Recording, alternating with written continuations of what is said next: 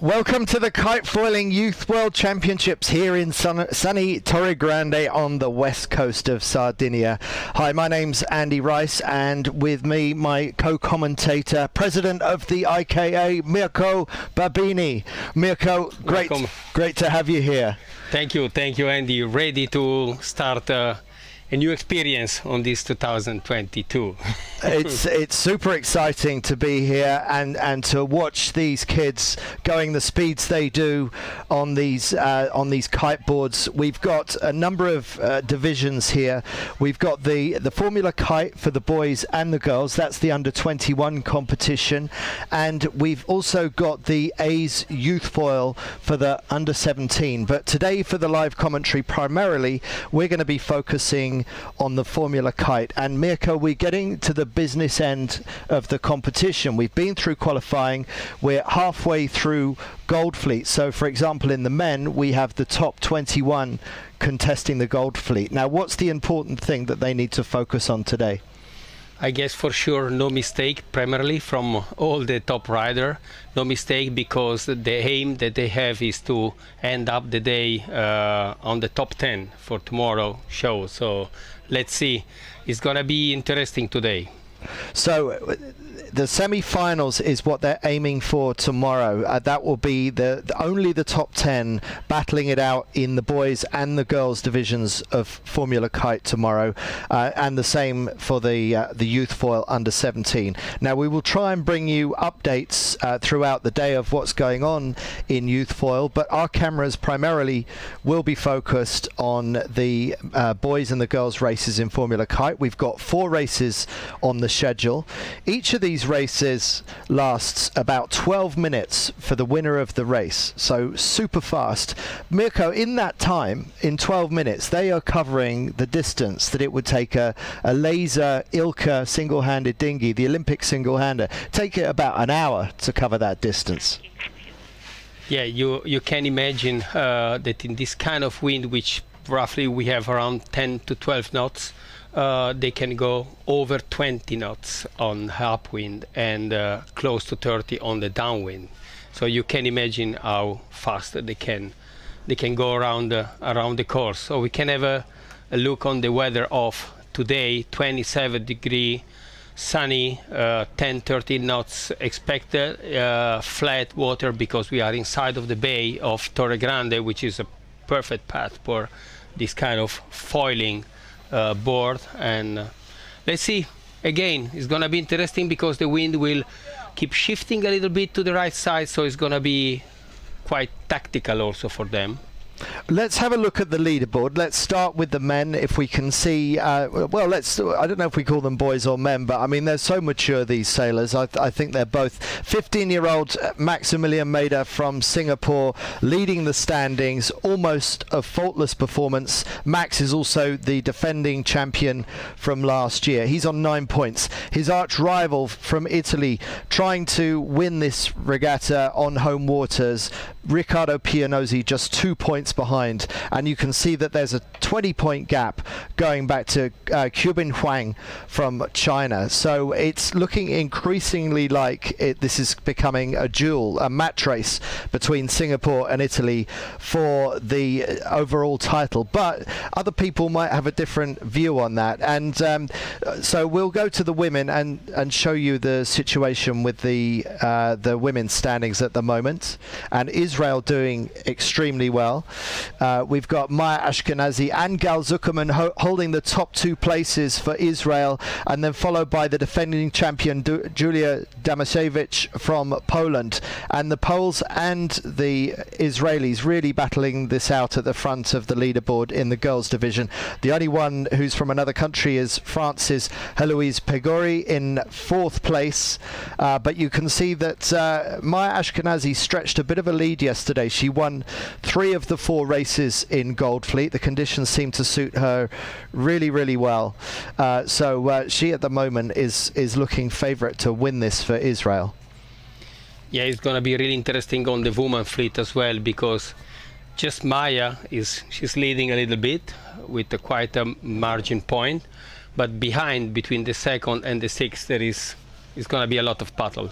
There sure is. The points are very, very tight, and things can go wrong very quickly, and sometimes through no fault of your own in kite foiling. It is a fast and furious sport that sometimes, I mean, Mirko, what are the top speeds? Upwind top speed, downwind top speed? Obvious depends on the wind because it might change. With this condition, a little bit over 20 upwind speed, and between 30 to 33 is going to be the downwind speed.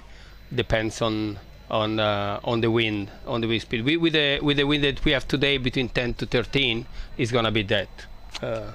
So certainly we're going to see speeds over 30 knots today. We've got 7 minutes to the start of the first race. Now they have different course configurations available. My understanding is we're doing an X course. If you're an old school sailor, that's better described as a windward leeward course. So it's a 2-lap windward leeward up to Mark 1 at the top, go round, avoiding that spacer Mark P, going round the bottom Mark 4, back round the top, around the bottom, and then the high speed reach across the finish on the left hand side. So that is what they managed to do in 12 minutes. At least that's what it is for the winner of the race. That's the target race time. And we've got races starting every 9 minutes, and we've got 4 different fleets doing it. We've got the Gold Fleet men. We're going to be watching them go around in just a moment. There's 6 minutes to the start, followed by the Silver Fleet men, who we won't see so much of today. They are on the bottom end of the qualifying, and so we have every 20 minutes we have men and women's racing taking place. So we got primarily our focus is on the men's to begin with, and then we will have a gap of 3 or 4 minutes, and then we'll be into the first of the girls' races. So we'll be back to you in just a few seconds.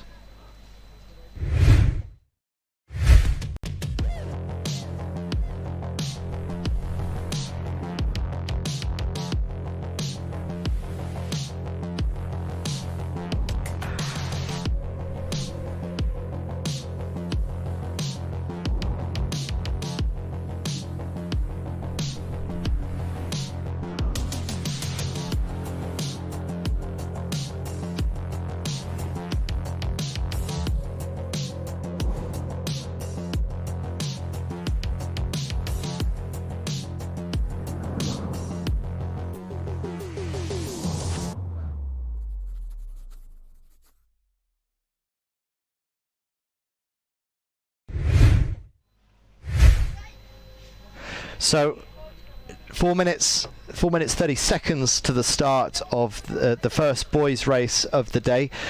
21 boards competing, and some of them only just leaving the beach now. You might think that's a little bit strange, but it's quite hard to rest out there, I would imagine, Mirko. There isn't really any way of taking a break, is that right? Yeah, you can imagine the board is so tiny, so small, without enough volume to let them floating, so they have to keep moving. This is why they know that it will take just a few seconds to run over the starting line, close to the starting line, so they will take the chance to get out as late as possible. Do not spend time, go back and forward slowly, and to get also some risk. If you do mistake and you get your kite wet, then you have to avoid it. So this is why they go out at the last minute, take the chance just to get 1 minute or 2 to check the starting line, and no pressure on it. Make the choice and be ready for the start. This is why, I mean, they're not spending time floating on the water. The downside of that is that you don't get to check the course so much. You can't check which is the favoured side of the course. You can't get your head into the shifts. How important is that when you're going as fast as you are? We have to consider that the wind is almost the same on the previous day. So about the tactical part and how patchy it is, the wind over the course, it's gonna be almost close to the other day. So the top guy, they know where to avoid the course, so they will just go straight. They do like a couple of tacking, just on the center of the course, have a look if it's more or less the same of the previous day, and let's see it, because they know that the tactical part, the good part of the course is fine, perfect, but which is most important is not do any mistake on tacking, on jibing, and or just avoiding contact with the others. Now the start is one of the most risky times in the race because everyone is really close together. We've had incidents. We had an incident and a protest yesterday between second and third place overall. Cuban Huang protesting Riccardo Pianozzi for affecting his race and claiming that he was put out of the race by Pianozzi. The protest found that Pianozzi was not at fault, and in fact Huang was found to be at fault in his own protest, and so was disqualified from that race. I think I saw that it was a DND somewhere. So that is it backfired on Huang, but it's a real risk that there's only so much you can do to avoid collision because you're at the mercy of what your competitors do. Yeah, this is why it's really important. As far as they get into it, they start to understand how to avoid contacts way further. It's really important to get understand what the riders in front of you is gonna make it. If he will just veer away or going a little bit more upwind, you have to anticipate everything and to understand what is doing someone in front of you or close to you. So we're just less than 1 minute away, and the boards are beginning to line up in the spots where they want to start. 49 seconds to go.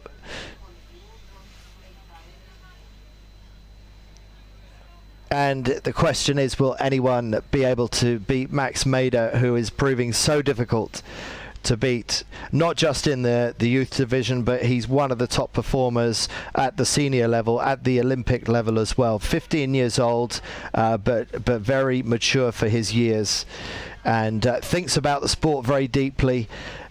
Doesn't accept anything for an excuse. Here we are with a drone shot of them rapidly approaching the line. It's all about judging time on distance. One of the kites top right of the screen looks very close to the start. Now they're trying to control their speed going into the final approach to the line. And they're off. This is the moment you'll see the kites go down towards the water, go down towards the surface. They'll bring their kites into the power zone, and already you can see 3 kites going up in the air for some boards that want to tack early off onto the right hand side. Mirko, how do you fancy their chances going out to the opposite side of the pack? I think it's gonna be a good challenge for them, because they tack super early and the wind didn't start to turn to the right side. Maybe it's too early to go to the right side. We can see the 2/3 of the fleet, they just keeping going on starboard to the more farther from the beach, because it seems to be more windy from the outside. So it's going to be really important to see on the first crossing who take it right. Right, so we have a Flymax, or is that an F1 on the right? Just educate me on this, Mirko. On the right-hand side of the screen, what kind of kite are we looking at? We have an F1 and a Fly Surfer on the right side, and these Weston and Peiro and Flavio Marx, which is the Italian. Then we've got some of the kites on the far left-hand side of the course now tacking onto port. We've got the red kite furthest right, and we can see a couple of Fly Surfer kites on the left, and they've already got a bit of a speed edge on their surrounding rivals. So now they are all on port, already closing to the ley line, and all the way close to the top mark. So just talk us through some of the boards that we see. I think we saw Pianozzi and Mader. They're in the middle of the screen now. The trouble is we have so many identical looking Fly Surfers, it's quite difficult to identify them. Mader is the one more upwind, and then is Pianozzi straight behind, and then there is the Ozone is the guy Noah Runciman, which is the He's American. Yeah. So we're in the middle of the screen now. We're looking at Arthur Les. Arthur Les is the one on the red Flymax.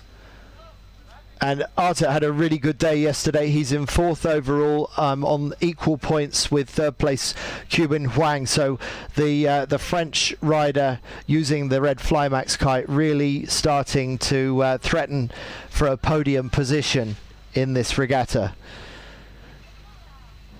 Okay, now they already going around the top mark. That's how quickly they go around this course. Yes, Pianosi and Max Mader just shoulder to shoulder. Amazing, those two athletes. So Mader marginally in the lead, but there's almost nothing in it. And Arthur Lees on 3rd, and Runcheman, the American, and is in 4th, and Tiger Tyson straight beside him. Okay, so these two at the front of the fleet already pulling a bit of distance. Beautiful drone shot there. Pianosi trying to attack on the windward side of Max Mader, but remember that their apparent wind is so far forwards that it might look like a covering position, but I think even there Max Mader's wind is safe. They are exactly at the same distance to the mark. Simultaneous jibe, fantastic duel going on. These are the two leading this championship right now, and Pianosi on the attack, trying to get up on the inside. Yeah, he's trying to catch in the inside of the mark. So let's see if he can push him a little bit out of the mark and get enough speed to round the mark from the inside and covering him, starting on lane 3. It's going to be interesting on the next mark. No, they have to do another jibe as well. Both of them jibing. It's like they're doing synchronized swimming or something. They're sailing in absolute unison. From a distance, they even look the same. But at the moment, it's Max Mader who is just managing to keep the Italian behind him. And now another jibe. So a quick succession of jibes as they go round the leeward mark. And they start the starboard legs again on the left side of the course for the second upwind. Who's that going round in 3rd place? On 3rd place is Arthur Les. And then Tiger Tyson got the chance to go ahead of Runcheman, Noha. So Pianosi tacks away for clear air. Max Mader is not going to let him off the leash. Max Mader putting a loose cover on Pianosi. Whichever way the Italian goes, Max Mader wants to go the same way to protect any tactical gain that Pianosi might be able to make. And in boat speed terms or board speed terms, they look extremely similar right now. What's the tracking tell you? Is there any board speed difference? They all around 23, 24, 23, 24. On port, we know that is the killer part of Max Mader. Port upwind is always half knots. Top speed higher than Ricardo. We can see between 23 and 24, both of them, just almost the same. Amazing. This is Noah Runciman on the attack from the bottom of your screen, slightly to windward of the line of the front two. So Noah Runciman also going extremely well. Noah in 6th place overall. He's from Houston in the USA. And I think he's the only American representative here at the World Championship. So there's a good battle going on behind the front two. But there's a kite in the water. I don't think it's any of the front runners. No, stating on the tracking, it seems to be the Italian Flavio Marx and another Ducos. So it might be a collision on the first lap. So you see on the left of your screen, Max Mader leading this championship and leading this race, still ahead of Pianosi, coming up to the top of the course for the second time round. So you don't even have time to go off and make a cup of coffee while one of these races is going on. They're so fast and furious, and they're all on the lay line, the front 3 there, and front 4 in fact. So we're seeing Max Mader, followed by Riccardo Pianosi, followed by Arthur Les, and then Noah Runciman from the USA. Just about to go around. Pianosi. I see a kite on the air. Maybe he lose some he lost some meter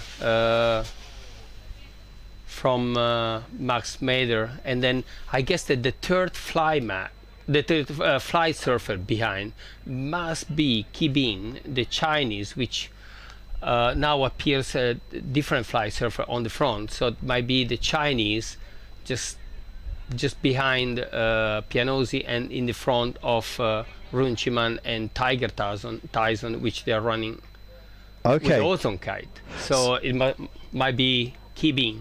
Yeah, so maybe I don't think he was up there earlier on in the in this race. So Cuban seems like he's making a good gain in this race. Another simultaneous jibe between the front two, but the problem for Pianozzi is that the Singaporean Max Mader on the left of screen has pulled a little bit of distance and is looking slightly more comfortable than he was the previous time down this race. But it just takes one little mistake, or it can be one strand of seaweed that affects your speed, and if you hit a seaweed badly, you can actually have a wipeout. So it's never over till it's over in this kind of racing. But right now Max Mader just going through the wake of a boat, and he's going through a jibe just as he sails through that wake, and a very beautifully executed jibe by Max Mader. By the two first, and then in third place, I can confirm you, is Kibin from China, and Tiger Tyson straight behind, and Arthur Letts as well. Mader passes the this is Cuban that we're looking at now, possibly. They're sailing towards the finish, and it's looking like Max Mader will square away another race win, the first of today's 4, and this will be race 9 in the race 5 in the Gold Fleet finals. Okay, they hit the finish line. Max Mader, Riccardo Pianozzi, Kibin, Wang, and then Arthur Letts, and there's Tiger Tyson. Well, if that is the case, and you're checking the tracking, that exactly mirrors our current top 5.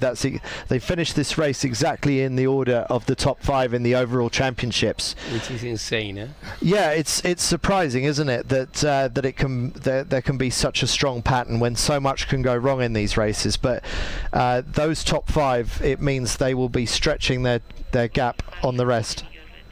So let's take a look back at the highlights of the race that we've just seen, and look at the key moments. So off the start line, it was nearly all the front runners on starboard, just a couple tacked away early, and so it was about gaining your speed into that first corner. They've now tacked and coming up towards the top mark for the first time, and already Mader and Pianozzi have a small advantage as they do a simultaneous tack just ahead of the rest of the fleet. Pianozzi chasing Mader throughout the race, and so many of their maneuvers executed almost exactly at the same time. And it must be to Pianozzi's great frustration that no matter how much better he gets, Max Mader is also getting better. Mader, the 15-year-old, and Riccardo Pianozzi, the 16-year-old, both of them amongst the best in the world of any age, it should be remembered. So we're watching absolute world-class performance, even by Olympic standards, in this competition. Yes, you're right, Andy. Amazing how close they are, and you can imagine not only the frustration from Pianozzi, but how much attention he has to pay Max Mader in front, and I guess that he's looking always behind. Yes, it must be. That's right. Max Mader, he's such a student. He's very scientific about his approach, as well as being very natural on the board. We will be back to you in just a few seconds' time.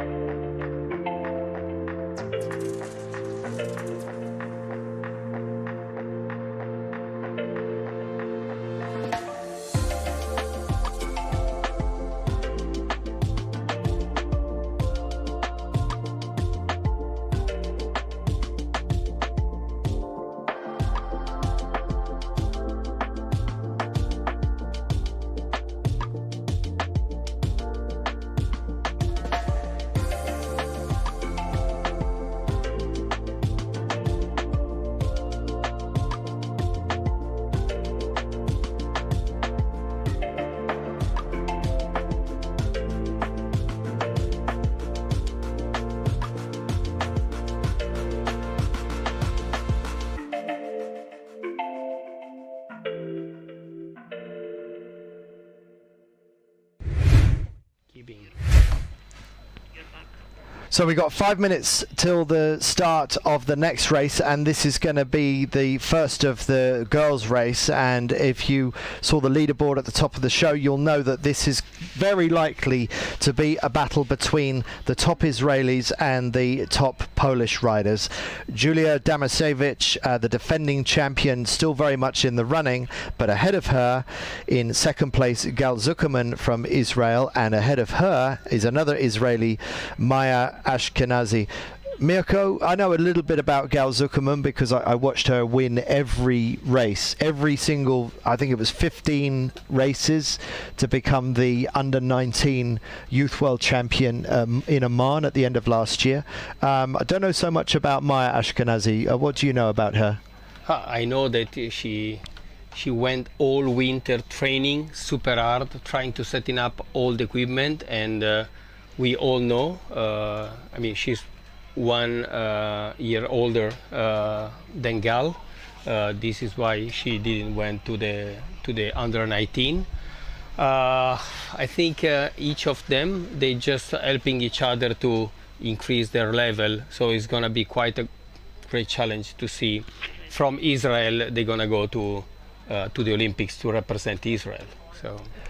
So what is it about the Israeli approach that has worked so well for them? And maybe we'll talk about the Polish as well, because they're extremely good as a squad. We know from also all the windsurf when it was RS6 and all the other class, those kind of federation, they have a really great Olympic program, Israeli like the Polish, like you said.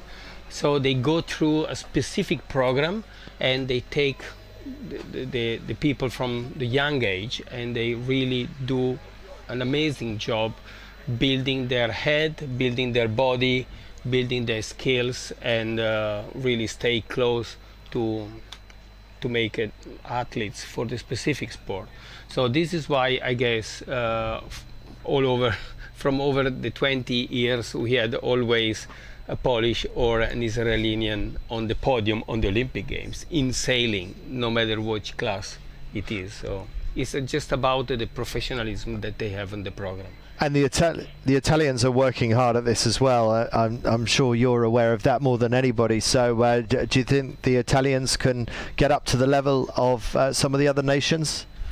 I think so. I hope so. We saw in Tokyo how the program worked out for the NACRA guy. So they took the gold back to Italy, which is really great thing, and it's gonna be a really good pushing for the next Olympics for all the other Olympic discipline. We know that from our point of view, kiteboarding is a new discipline. There is a really good coaches. The program runs well, and we have a good athletes like Riccardo and Lorenzo Boschetti, and here also Sofia Tomasoni, which she's young, and we can remember gold at the Youth Olympic Games on 2018. So also in Italy we have quite a really good athletes, but it needs to run through a real program. Let's see. Let's just update ourselves with how the leaderboard has changed after the race we saw just now in the boys division. Max Mader adds just a single point to his score. He's on 10 points. Pianozzi's still very close on 13. Stretching away are the front two, even a little bit further from Cubin Huang in third place. The Chinese 1 point ahead of Arthur Les from France, and then Antigua's Tiger Tyson, USA's Noah Runciman, and Czech Republic's Wojtek Koska, all very much in contention for the podium. So plenty of drama that could yet play out in the men, but it is looking like a match race between Mader and Pianozzi. And we've got 50 seconds to the start, and the ones to watch are the two Israelis, Ashkenazi and Zuckerman, and then the Polish riders, Julia Damasewicz and Magdalena Wojciechowska. In the mix, also in fourth place overall, is Heloise Pigorier from France. So we will try and find out who's where on this start line with 25 seconds to go. They're in go slow mode at the moment, just trying to stay on the foil, but going as slowly as possible as they approach the line and try to judge their time on distance. And these are tense moments. 21 competitors on the start line. And they are off. They bring their kites down into the power zone and off they go. Watch out for the black kite of Zuckerman, the ozone kite of Zuckerman, and the purple kite of Maya Ashkenazi. A lot more ozones, whereas the boys seem to favour the fly surfers a little bit more. Fly surfer at the bottom of the screen. I think that's Heloise Pigorier from France. From France, and Magdalena as well. Okay, so Magdalena, Wojciechowska and Pigorier, 4th and 5th overall in the competition, doing well. But up on the far side with the orange ozone and another fly surfer, they look like they've started well off that side. But one of these, this could well be Gal Zuckerman that we're looking at here. It went on port to the other side, so to the right side of the course. She was the first one tacking to the other side. Interesting. Right, and interesting because there is a little bit more risk of hitting seaweed on the right-hand side of the course. Is that correct, Mirko? Yeah, yesterday they was reporting that, but I was talking before the beach for someone that some test, and today it was less than yesterday, so might not be an issue. So that's actually there's two Israeli gals on the right hand side, Gal Boka and Gal Zuckerman. So they might have identical black ozones on the right hand side of the course. So the two gals fighting it out on the right hand side. On the left hand side, who are we looking at here? That's Ashkenazi, bottom right. Yeah, Ashkenazi, she's also on port now, but she went all the way through the lane line on the top of the course. It's gonna be interesting when Gal she will tack again. So Israel's on leading from the right and possibly leading from the left, and unless Maya Ashkenazi, bottom right of our screen, has oversailed the ley line and given away unnecessary distance. There are the Israelis coming in from the right hand side, the two black ozones of Gal Zuckerman and Gal Boka. The two teammates looking very steady and doing well on the right hand side. We'll see how they start coming in. Yeah, let's see, because now everyone they come from the top of the course. Let's see if they got enough space to tack close to the mark. It's going to be interesting. You can see a cross. So tacking just right before. Is that Ashkenazi at the bottom of our screen? Yes. So and Wojciechowska. Yeah. Okay, so I think Wojciechowska on the right hand side of the screen at the moment. And the first black is the Gal. Oh, and Gal having to do another tack, so this is going to get interesting. Has she got enough distance to be able to tack and get across the front and go for a double tack? It looks like she has, so that was beautifully executed by Gal Zuckerman, but it looks like it's going to be Wojciechowska that goes round in first place. And Heloise in second. Heloise Pigorier from France. So some different leaders, Maya Ashkenazi and the Israelis, not quite dominating the way that they did yesterday, but there's still 7 or 8 minutes of race time left. Oh, someone's done a wipeout. Someone hit the water very hard there. The orange, Julia Damasevic. The defending world champion hits the water at high speed at 30 knots plus. And Wojciechowska leading this race goes into a jibe. I don't know if she's already on the ley line. I think that's maybe an early jibe. It's an early jibe for sure. She wants to get to the other side of the course. Okay, so she's managed to safely get across the front of the others, and the other front runners, we've got Zuckerman following the line of Wojciechowska, and then just to leeward of Zuckerman is Ashkenazi, and on the far left of your picture we see Heloise Pigorier from France. So it's very close between second, third and fourth, with Magdalena Wojciechowska holding the lead of this race for Poland right now. But a wipeout for Julia Damasiewicz from Poland, the defending world champion, showing that even the best can come unstuck here in these conditions. Maybe it was a bit of seaweed, maybe it was a misjudgment of foot placement. I guess that she went on the beer away really close to the other and easy to got some less pressure over your foil, and she just make a mistake. So we see Ashkenazi with the purple kite in the middle of screen. She's our overall series leader right now. Neck and neck with Gal Zuckerman on the right with the black ozone, and just ahead of her it is Heloise. She did quite a good job on the downwind, really deep. Let's see if they can manage all together a proper jibe straight to the mark. So very tight between the front five right now. Zuckerman on the right with the black kite, then Ashkenazi with the purple, then further to the left it's Wojciechowska, and it's now Heloise Pigorier who has taken the lead. Exactly. So French. France. And then Poland. No, Israel. No, Poland. And then Israel, Ashkenazi third, and Gal Zuckerman on fourth. And then someone to interest you in fifth place. Sofia Tomasoni, fifth. Wow. Really good job on the downwind. She got like 3-4 places gain on the downwind leg. Great job. Good job by the Italian, but at the moment it's still a battle at this side of the course. Bottom right, it's the French Heloise Pigorier leading this race. She's overtaken the early leader Magdalena Wojciechowska, who's following her out to the left-hand side of the course as they go into simultaneous tacks. Meanwhile, on the far side of the course, they did earlier tacks on support with the two Israelis, pretty much matching every manoeuvre. They're going round in lockstep together, just as we saw with Maida and Pianozzi in the previous race. Ashkenazi and Zuckerman tied together with a piece of string, the way that they're going around this race course right now. So will that early tack off for the Israelis pay compared with the leaders of this race, the front two, that is Wojciechowska and the race leader right now, Heloise Pigorier from France.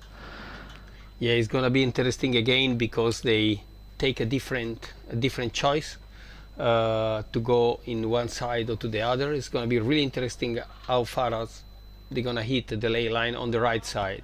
So first attack onto the ley line, Gal Zuckerman. She misjudged her attack the previous time. Is she going to get it right this time? Maya Ashkenazi slightly overtacks the Gal Zuckerman line. No, they're pretty much on the same line actually. So Maya Ashkenazi has a marginal advantage over her competition. It looks like Israel have taken the top two places away from the French and the Polish. Is that correct, Mirko? Yes, exactly. But let's see, because do you see Heloise and Wojciechowska, they will come on port.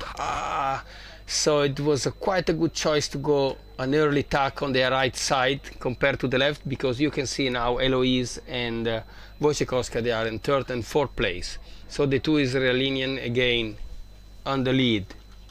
And has Damashevich managed to recover from her wipeout a lap ago? I'm wondering how she's doing in this race right now.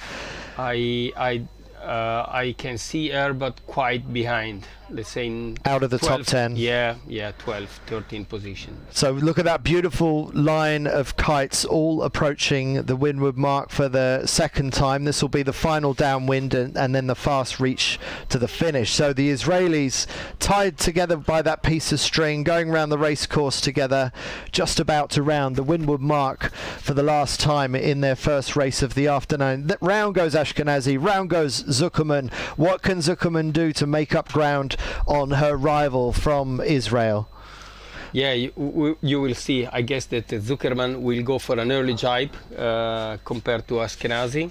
She have to attack, so she can just play an early jibe.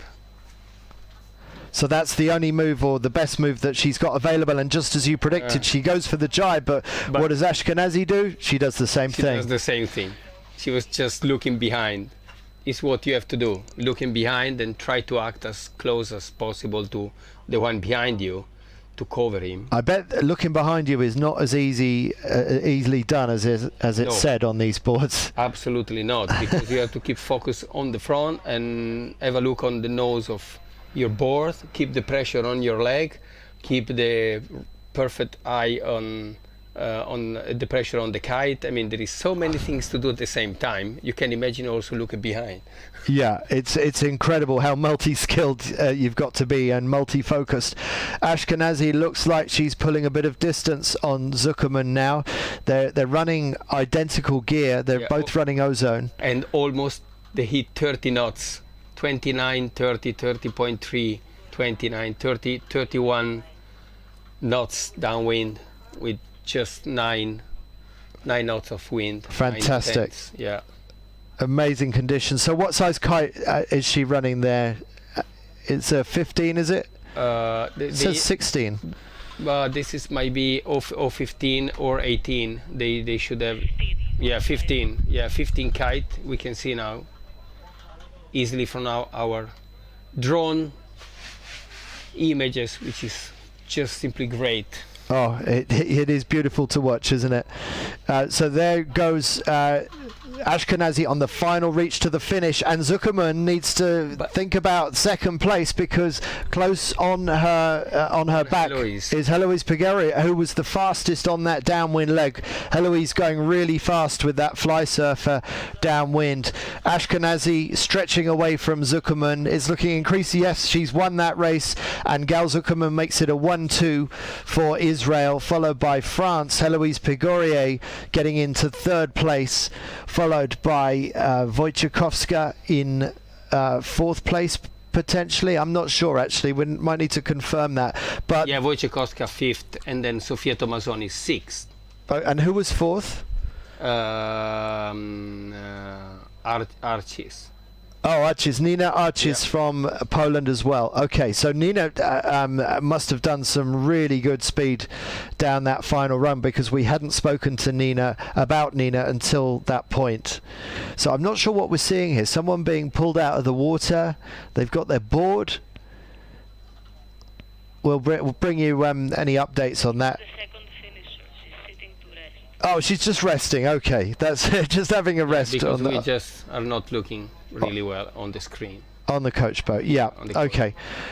So really, really tight and impressive race. Okay, so we'll be back to you in a few seconds.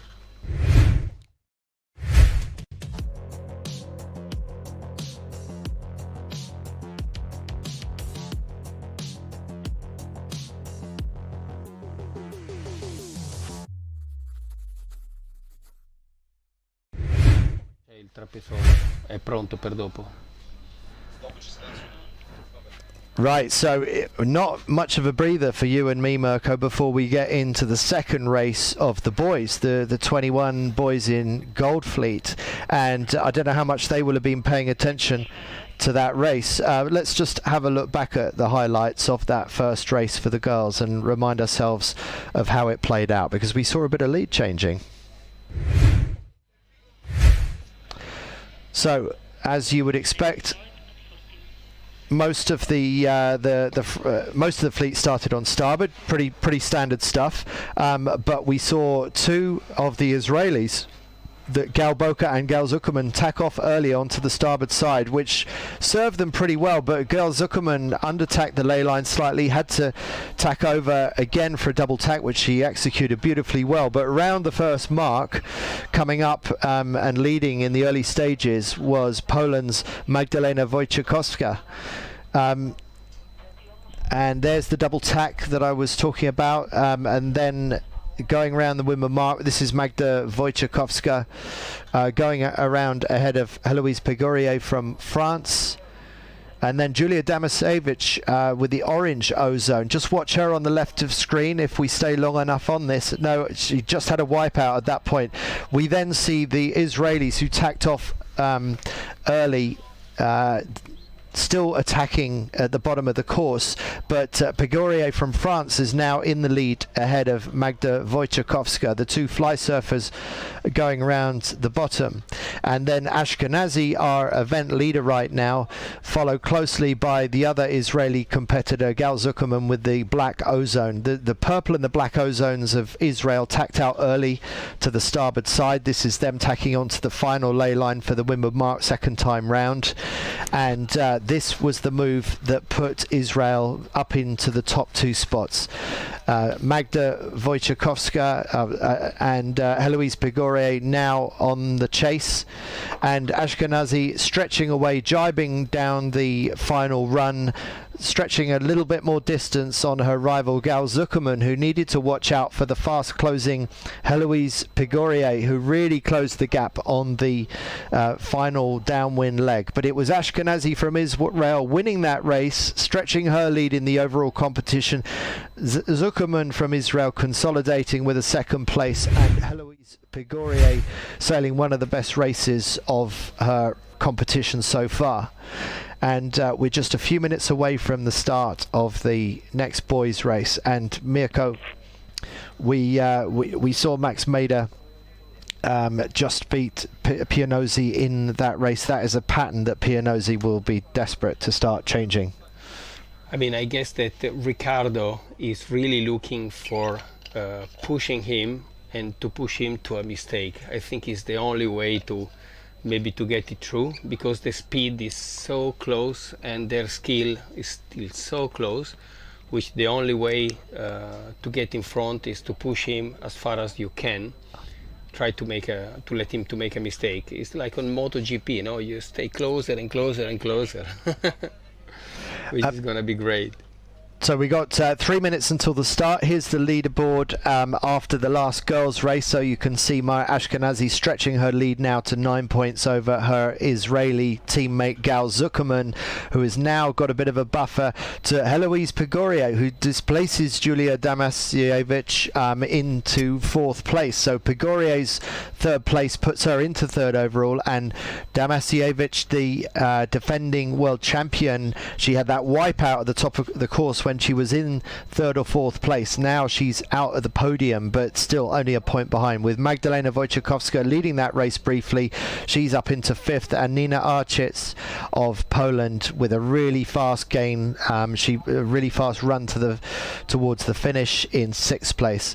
So it is an Israel versus Poland battle, but Julia Damasiewicz, the defending champion, she's running out of road if she's going to beat the Israelis ahead of her. They're looking pretty tough. But again, on the first top mark and downwind, it was Heloise Pigorier on the front. So France is on between Israel and Poland. That's so true. Let's see what's going to happen on the next one. It's going to be interesting. This kind of condition, it looks like Heloise, she got a little bit more confident on the upwind and downwind leg as well, because we can saw the top speed that she had was the Ayers. Downwind, she was the fastest, and we saw the way that she closed the gap to Gal Zuckerman on that final run. And Nina Architz from Poland, we didn't see much of her, but she must have been fast down that run as well. So we got 1 minute 30 to the start of the next race, and so I'm wondering how much attention these boys paid to the fact that Israel gained by going to the right of that second beat. I don't know how significant it was, or if it was just a speed advantage, but I think it's a fairly even course, isn't it? Yeah, because the difference was not that much. But you know, every single meter count, and at the end they were behind 10 meters, and they just got enough space to tuck in just in front. So I guess that some of the boys, they had a look on the previous race for the girl, and I guess that few of them, they will go for an early tuck on the right side as well, because now the wind is more spread all over the course. We all know that during the afternoon it will slightly change with the sun, so a little bit to the right side. Let's see, just 30 seconds, Andy. 30 seconds to go, and there is the fleet lining up. This is the boys lining up for their second of 4 races on the schedule today, and they're in that go slow mode, still on the foils, still going faster than most conventional boats would ever travel, but they've got their kites high in the sky. They're about to swing them down towards the surface of the water as they get their kites into the power zone. Watch it happen in the next few seconds. And there go the kites, the fly surfers, the ozones, the F1s. Ooh. And someone's gone for the port tack start. Is it Arthur Les? Is Arthur. That is the bravest kind of start that you can make, and he has pulled it off beautifully. He's pulled it off, and it was the only one on port on the right side of the course. Amazing skills you have to have, because you have to make it in Not even a second, I can tell you. And not even a second. Cojones of steel required to do that.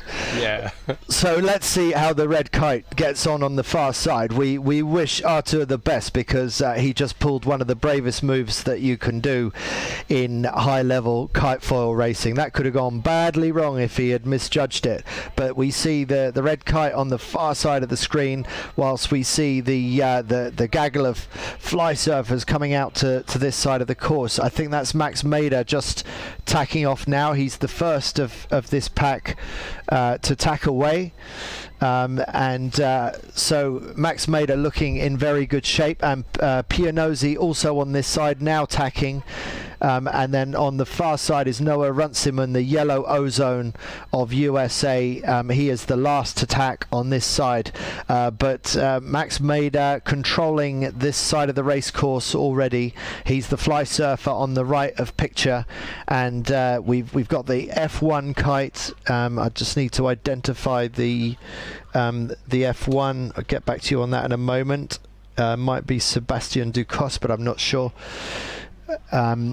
But the important thing is, here is our hero of the moment. It's Artur Les from France, the executor of that perfect port tack start. He's now onto starboard ley line. Has this been enough to launch him into the race lead? It's going to be tense. He went for an early tack, so he might show that the wind went to the right side, because compared to the previous ley line, it just stuck a little bit earlier.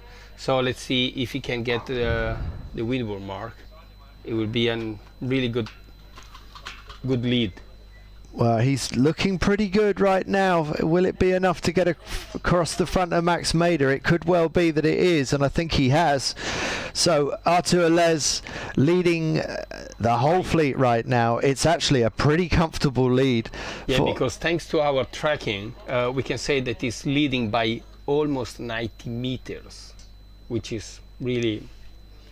Well, that's a just reward for such a brave move at the start, and it is paying dividends for Artur Les right now. Looks like he's slightly underjudged the ley line, so he has to do... He has to do... Another couple of tacks. Yeah, to do I told you, he went into attack because the wind was shifting, but maybe it was just too early. How long is he going to be able to hold on, because he's being swallowed up by Max Mader? And look at that 90-meter gap. It's gone down to less than 5 meters. Exactly. 2 tack, you lose 90 meter. This is the example. No room to make any mistake, and 1 extra tack or 1 extra jibe, it can cost quite a lot. What a pity for Artur Les that he misjudged that ley line and couldn't have one-tacked it on the beat. He had to do the 2 extra tacks, and now who has he got breathing right down its neck? It's none other than Max Mader and then Riccardo Pianozzi. So the red kite, will the red kite be able to hold on against the best 2 in this competition so far today? Pianozzi going over the top of Max Mader. Max Mader caught in a sandwich between Artur Les and Pianozzi going over the top of Max Mader. This is important moments for Pianozzi to exert his advantage on Max Mader, and Max is going to have to wait for Artur Les to jibe away. There's absolutely nothing that Max can do in the middle of this European sandwich until France now jibes away. Is Artur Les going to be able to hold on to his lead? They will do exactly the jibe at the same time, Riccardo and Max, 100%, yes. So the 2 front runners, the arch rivals from Singapore and Italy, locked together again as they so often are, but with Artur Les as the fly in the ointment. It's not a straight match race this time, but it looks like now that they've found a different line to Artur Les, that it's just a matter of time before Mader and Pianozzi move ahead of Les. And what are the boat speed differences down here?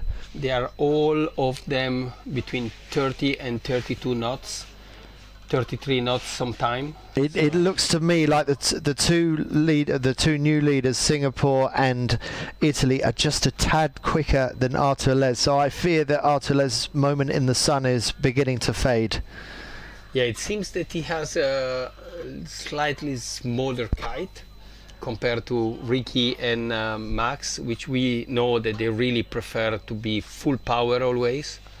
So that was Pianozzi who went around in the lead, but look at the way that Max Mader did that right-hand handbrake turn around the mark, which gained him important windward advantage. So even though Mader is second, he now controls when they tack, and Max Mader going for the tack now. Artur Les on the at the top of screen has already tacked out to the right, so we got the front three. Oh, that's not a great tack by Pianozzi, I don't think. He lost some speed. He lost some speed during the tack, and then he knows that Max Mader is in his best leg, because on port upwind is where he got all the gain, usually on the previous race, because it's really fast. Just looking on the tracking is 23.4 to 24 knots of speed, but luckily Pianozzi not that much. They're very similar, aren't they? Yeah, very similar. Zero point. And Pianozzi got really good angle. Good angle. He got really, I think, good puff, because as far as you have just maybe 1 knot more and a good angle, then you gain. So very, very close in performance between Singapore and Italy, as we've seen so often in this competition. And a bit of a crash there by Max Mader. Just a brief moment where the board crashed down to the water, and it's going to be those kind of small moments that could give the race away, because Riccardo Pianozzi will be able to pounce on that. Will be this be the difference between Pianozzi being able to tack in front? Well, he's comfortably in front actually. So Pianozzi seizes the advantage, and Max Mader, who was perhaps already behind Pianozzi, is further behind because of that brief error that we saw from the Singaporean. Yeah, and then again, on this little part of the course, the wind has some change of direction due to the gust that close to the little marina. So let's see. Before Arthur, he had to do double tack and lose 90 meter. Hopefully Pianozzi can get to the windward mark without any extra tack, and Max Mader just straight behind. And then just behind them is the red kite of Artur Les, and then there's another board to leeward that looks like they're going to have to do another tack up to the ley line potentially. But at the moment Pianozzi in control, and he's ahead of his arch rival from Singapore. That's Max Mader, who doesn't normally make mistakes, but we did see a brief mistake by Singapore, which has now given the advantage to Italy as they go around the top mark for the final time. Yeah, really great. That's perfect. They can make it without extra tack. So we have Pianozzi in front, Max Mader second, and Artur Les. He was just close to rounding mark, so this still in third position. And then behind, almost 100 meter, we have a really quite a good group, led by Noah Runciman, the United States, and Max Mader just going into attack, but sorry, Jai Pianozzi matching. So again, that skill we talked about, they've got the ability to look over their shoulder when they need to. Very important for keeping an eye tactically on what your opponents are doing, and that's Pianozzi at full pelt now. What kind of speed is Pianozzi doing, Mirko? Now he's 29.4, 28.8. 27. I mean, depends on the gust. So just about just below 30 knots of speed in probably what, 9 knots of 9 knots of wind. Yeah, so going 3 times wind speed, and the front two have really stretched their legs on the rest of the course, on the rest of the race course. Artur Les in a battle to hold on to third place now, with Noah Runciman, I think, as his closest competitor. Yeah, exactly.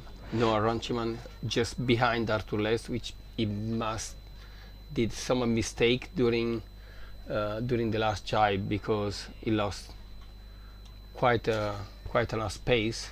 Max Mader has closed the gap towards Pianozzi, but he's running out of runway if he's going to be able to overtake the Italian. But the Italian looks slow as he misjudged the ley line. Max Mader coming in at a hotter angle. Must be something wrong, because it seems that Riccardo Pianozzi is just slowing down. He will try to cover him and not give him space downwind. There is no way that you can pass him unless you go double speed from because of the bad air. Part. Yeah, you have to keep your kite low and keep him behind. You see, there is no way.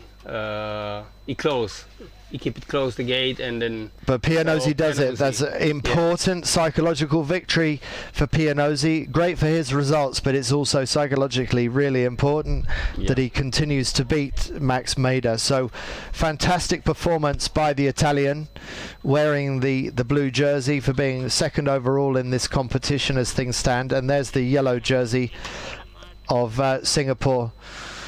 So we'll be back to you in a brief moment with an update from this race.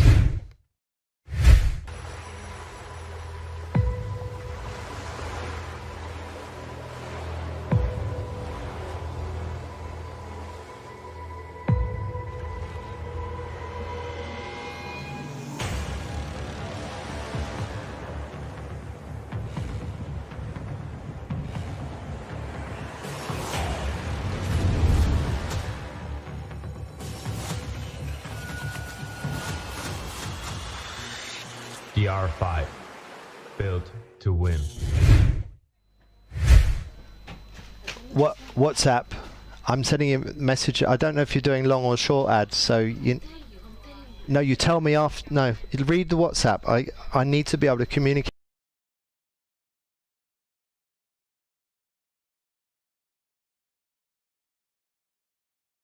So we are coming in to the start sequence for the second race for the girls, but someone's kite is a bit all over the place. It just briefly dropped to the water.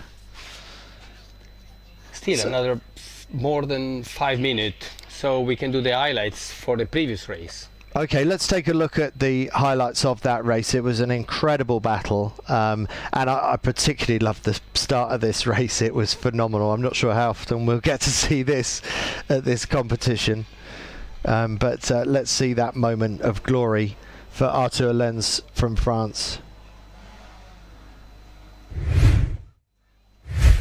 So there's the red kite that crosses the fleet, going from right to left. Absolutely amazing performance by Arthur Les. It could have so easily gone wrong, but he executed perfectly. Unfortunately, he undertacked the ley line, having gone out to the right hand side, which gave him 2 more tacks to do. He was leading at this stage by, Mirko reckoned, about 90 meters on the rest of the pack, but he then had to do that double tack, and this is the result of that small mistake.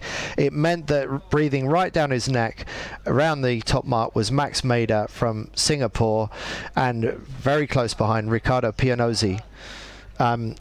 So at this stage it was a 3-way battle between Les and the 2 that we expect to see at the front of these races, Mader and Pianozzi, but Arthur Les just couldn't match the speed of the Italian and the Singaporean. So up the next leg, Pianozzi had the advantage, and a brief crash, just the briefest of splashdowns for Max Mader just then, handed further advantage to Riccardo Pianozzi, which meant that the Italian was now leading as they went round for the final time. That's Arthur Les going into attack, and then Max Mader, and then Riccardo Pianozzi leading this race at this stage. Pianozzi looking quite comfortable at this point, but it wasn't to stay that way, because down the final run, Max Mader really found the advantage back on Pianozzi, and then going across to the finish, it was incredibly close.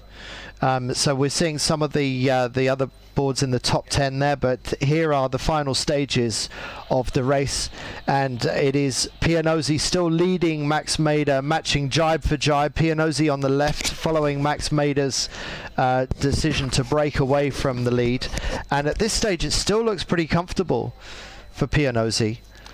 Yeah, but then it was quite something because he lost like 40 to 50 meter in a few hundred. So or a seaweed or maybe some ventilation. He had to slow down, and then Max Mader just got so close. Really good to keep him behind for the rounding mark. And I wondered if Mader was going to be able to overtake, but you corrected me on that, Mirko. It's just not even the incredible Max Mader can come through from that position because of the bad air from the lead kite. So well done to Riccardo Pianozzi, just beating Max Mader, and congratulations again to Artur Les for the best start by far of the competition, that port tack start. Absolutely, you don't have to convince me. If we have to award someone now, Arthur is leading that. That special result. I don't know. Maybe I don't think we're gonna see another one like that. Okay. So we got 1 minute 44 till the start of the next girls' race. Go for the short note. And we will be back to you in a few seconds before we get into the start sequence.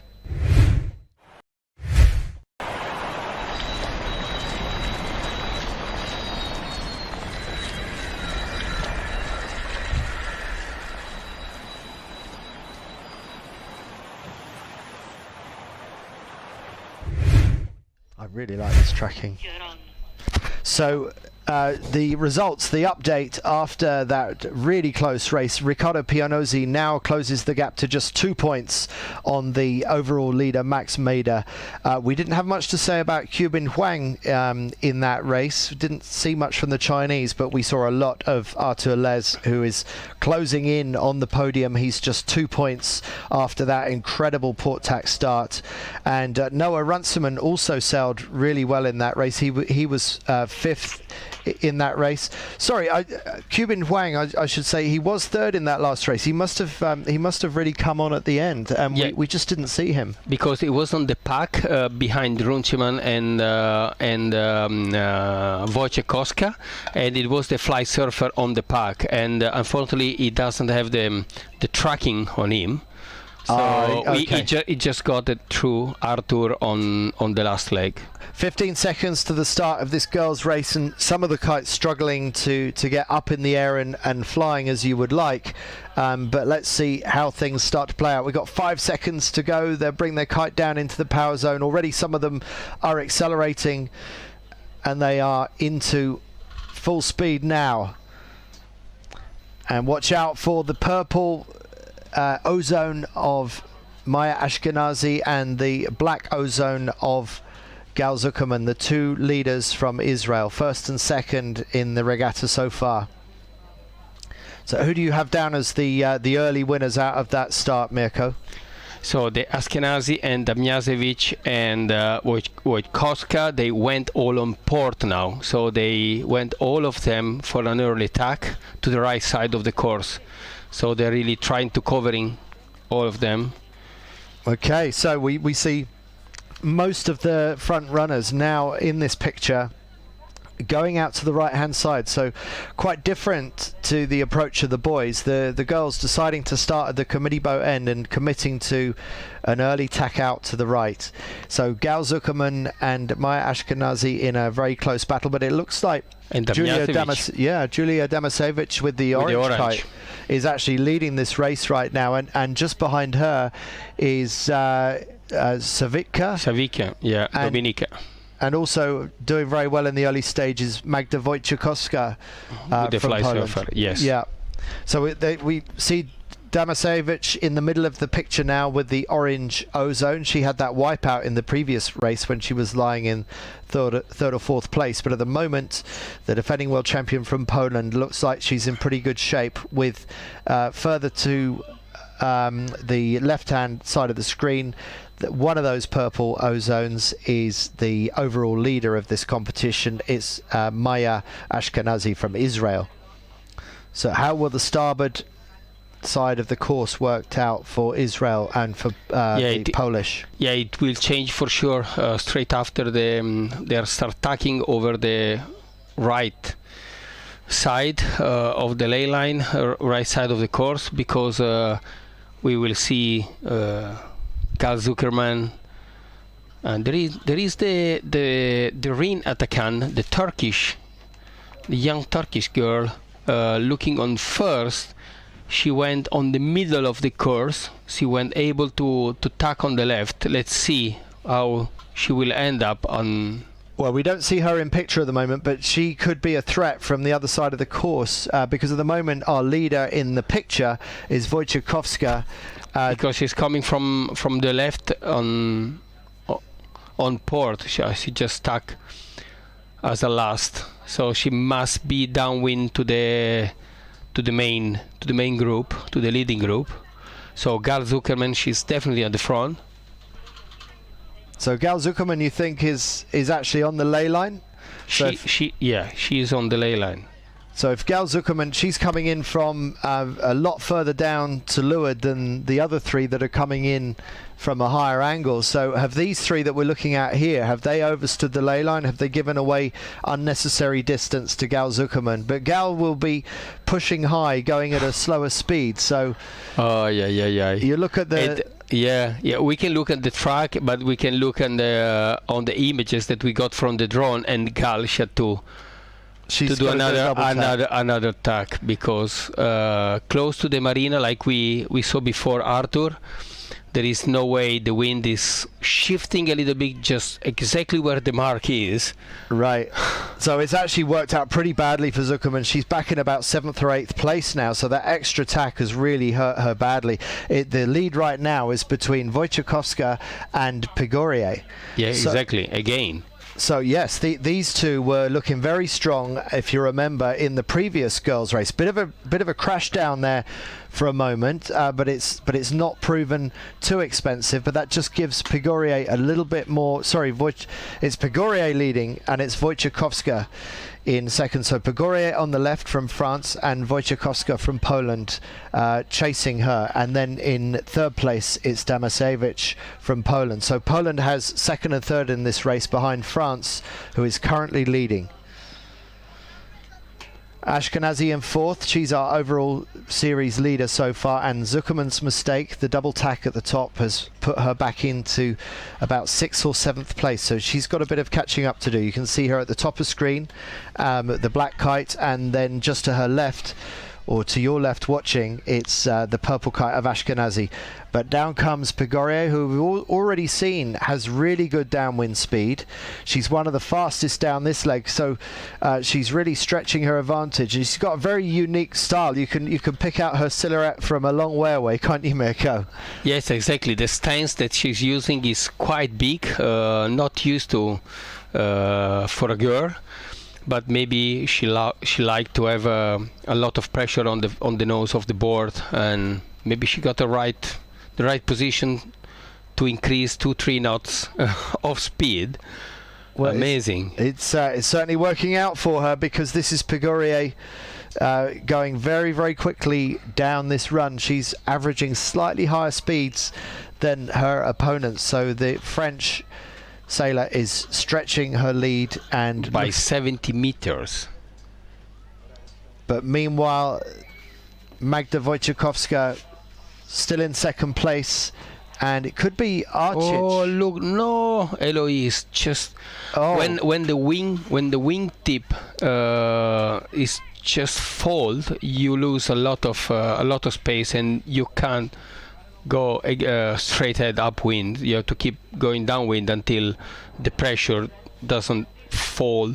So she's given away her lead with that brief momentary error, and now she's right back in the pack. So all that hard work that the French rider did downwind has all been given away on that mark rounding. Exactly, amazing.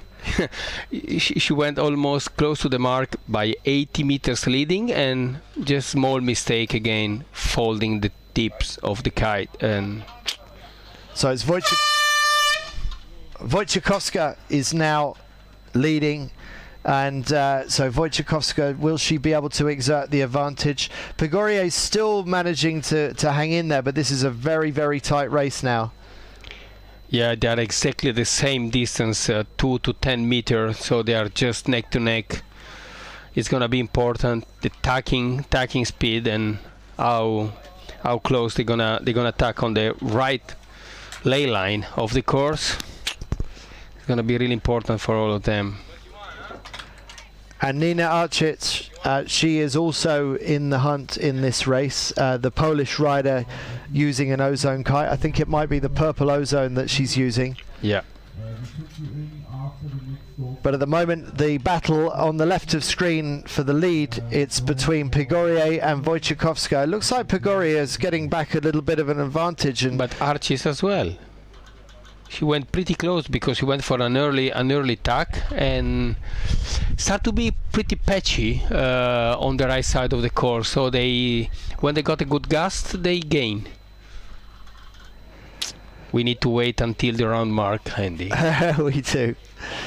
So I think we're looking at Pigorier here with a 21 square meter fly surfer kite.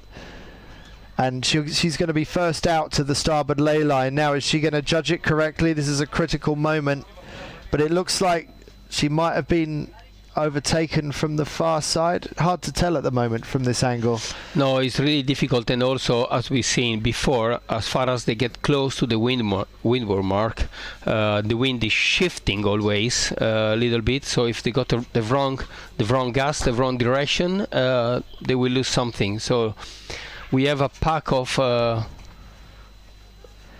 the athletes leading by the Wojciechowska, which they might not have enough space, enough angle to make the mark, and they have to double tack. I think you've called it exactly right. I think that group of three have all slightly under tacked, which is going to play into the hands of Pigorier, that took out that insurance policy of sailing a little bit further beyond the ley line, and Pigorier's extra caution, putting a little bit more in the bank on that starboard ley line, has worked out really well for the French rider, because now she's regained that 70 or 80 meter distance that she had earlier in the race before she gave it away with that unforced error at the leeward mark. So great judgment by Pigorier to regain the lead of this race, and pretty comfortably so right now, ahead of Wojciechowska, who's going to go round in second, as Damasiewicz has to do a double tack,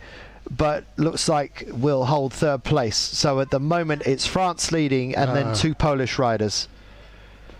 And what now Eloise, she doesn't have to make any mistake, and then we know from before that the downwind leg is the best for her. She performed quite well. She doesn't have to make any mistake and any bad luck on like she had before. Okay, safe jibe. Yeah, she went. Oh no, it was really light. She took that easy, did she? Yeah, super easy. So she's not taking any risks. She knows that she's got the distance. She just needs to play it safe. She knows also that her straight line speed downwind is pretty much the best in the fleet. So as long as she doesn't make any errors and avoids the seaweed, then she should be okay. Yeah, she has 200 meter lead from the second, so she must not make any mistake and try to get this bullet. It's going to be really important for her.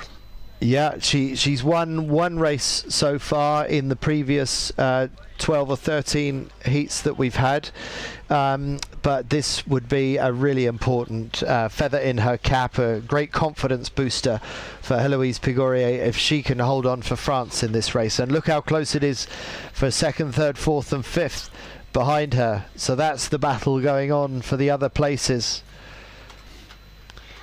Yeah, we have Inerchis, Damjanovic and Askenazi. Tomasoni also really good position so far.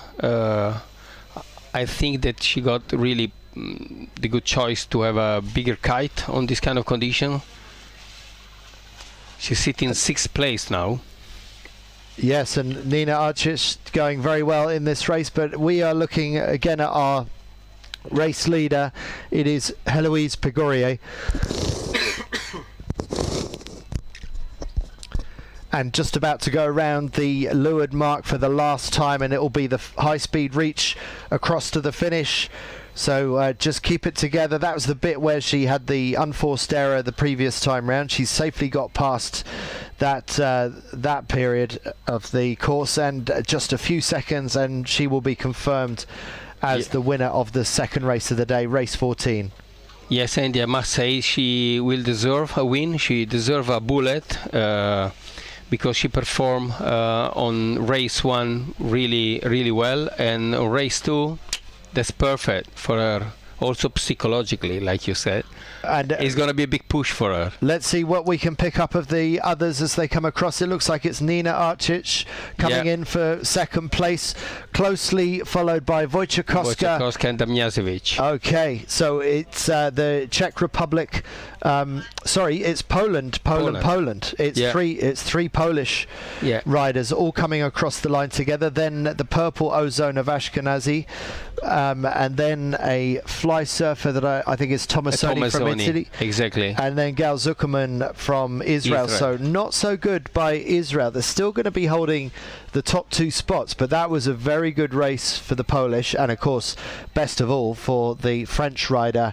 And that is Heloise Pigore. Will that be enough to get her up into the top 3 overall? Well, we'll find out in a little bit. But here come the rest of the fleet, and they're just crossing the line, and they'll be able to have a bit of a breather. We will be back to you in a minute or so.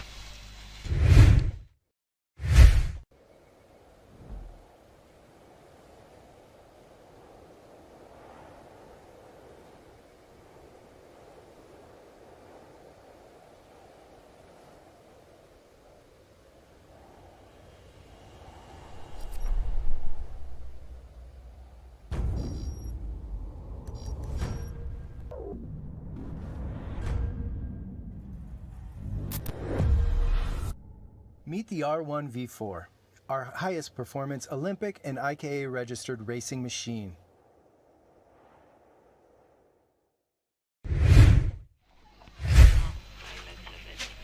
So there we look back at the Torregrande beach, where we're sitting on the beautiful shore overlooking the Gulf of Oristano, which is the playground for the Kitefoiling Youth World Championship. So Mirko, we've seen some amazing races today. It's not always as close as that, is it? But we've been blessed to see some really tight racing today. Yes, I must say amazing, and from the last race of the girl was a battle, and they keep changing the leader until Eloise, she went all the way on the front and no more mistake. But we had a couple of really good points, most of them close to the windward mark, where sometimes they make a mistake. We can see here when Eloise, she was leading, and you can see the kite folding the tips and losing 50 meter. This is attack on the second upwind leg, where she just didn't make the same mistake. She went all the way safe, little bit over to the ley line to make sure that she didn't miss the upwind mark, and all the way on the last downwind, extending is leading in front of Archis and Wojciechowska. I mean, great job for Eloise, great job for the Polish, 1, 2, 3 all together, second, third and fourth spot, and great job for the Italian Sofia Tomasoni, with she's getting comfortable race after race, and the condition looks really good. So well deserved for the winner, and the battle still goes on. Yes, excellent result by Heloise Pigore, and the Polish, they're beginning to fight back against the Israelis, who are not looking quite so invincible as they'd been in some of the previous races. So that is the group of Polish riders crossing the line all together. That tight-knit squad, tight-knit across the finish of race 14. We will come back to you with the start of the third race of the afternoon of the boys. We'll be back to you in a minute or so.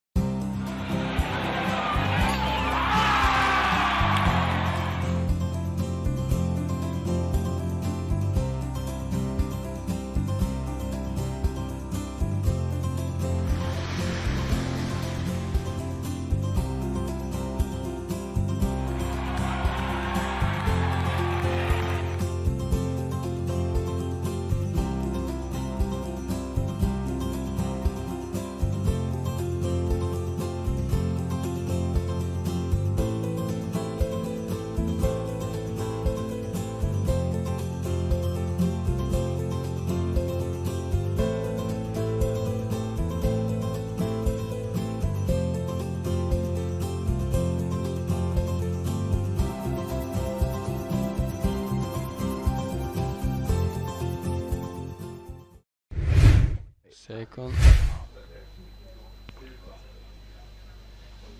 We're gonna be man. So just a few minutes until the start of the third race of the afternoon for the boys, and we saw in the previous race Riccardo Pianozzi beat his arch rival Max Mader from Singapore, so an important psychological victory for the Italian, as well as closing the points gap to just 2 points between the front two, and quite a big gap back to the third place board, and that is sailed by China's Qubin Huang. So 2 Asian riders in the top 3. You don't see Asia at the top end of these high-end competitions in other parts of the sailing world. What is it about the boarding that you think makes Asia so good, Mirko? Just because they have a lot of rider, and they started to be more and more present to the events, to the important events, so to challenge themselves with really good athletes, and we all know they learn quite quick, and the Asian rider, they will be more and more, and their skill is just simply amazing. And we also know that few of them, they can hire a good coach as well, which it also make a lot of difference to increase their performance. We've got 44 seconds to the start, and we saw that the Israelis in the girls fleet like to do the early tack out. All right, here's very quickly an update from the previous race. So first place, Heloise Pegorier lifts her to third overall, and she's not that far behind Gal Zuckerman in second, with Maya Ashkenazi still holding a 10-point lead. So back to the start. Less than 20 seconds to go for the men, and they've got their kites up high above them at the moment. They're in the go slow zone period. 10 seconds to the start. Who's going to put the acceleration in first? Here comes Max Mader on the right hand side. He's already accelerating. There is someone on the right side, just did a mistake. No one on port. I guess that they adjust a little bit the pin end boat, so everyone is on starboard. Clear start. It seems to be a clear start without any issue on it, and everyone just goes on starboard. So clear start. Everyone was behind the line as they needed to be. Arthur Les didn't risk the port tack start. He is the most left-hand boat, or right as you look at the picture now, the red kite at the bottom of your screen, and someone has stretched a nice little gap just to windward of that. There's a fly surfer. I think it's Max Mader. So Max Mader, he accelerated a second or two before the rest of the fleet, and that is the difference that has put him in the lead on the right hand side. That's Max Mader tacking now, and already Max Mader looking very comfortable on his side of the race course. The question is, will anybody else who's gone right earlier be able to attack Max Mader from the far side? And we need to find out where Pianozzi is. Pianozzi is one of the boards that went out to the far side, so that Pianozzi is one of those top left of your picture, just Exactly. under where it says start. Exactly, because it tacked a little bit before than Max Mader, trying to get the center of the course, play safe. We know that now the challenge is to get the right spot where to tack over the lane line. And that is the difficulty of going right. If you go right early, you've got a much longer distance to judge as you make your approach on the starboard ley line. The benefit of going this side of the course that we're looking at here is that you've got less starboard ley line to judge as you make your final tack. So Max Mader, top right of your picture, looking very good on this side of the race course, and Noah Runciman of the USA also going very well in this race as well. That's the yellow ozone that you can see in the middle of picture. And Arthur Les, our hero of the port tack start in the previous race, that's his red kite on the right hand side. So he's one of the furthest left hand boats or boards in the as far as the course configuration is concerned, but he's very close on ley line. Yeah, the other yellow ozone must be Tiger Tyson, which is always really in a good spot on the top 10. And Arthur with the red, we can see him on third. So Max Mader, we can't see him in picture at the moment, but he's had a very good sail out from the left-hand side of the course. We're still looking at Arthur Les at the moment with the red Kite.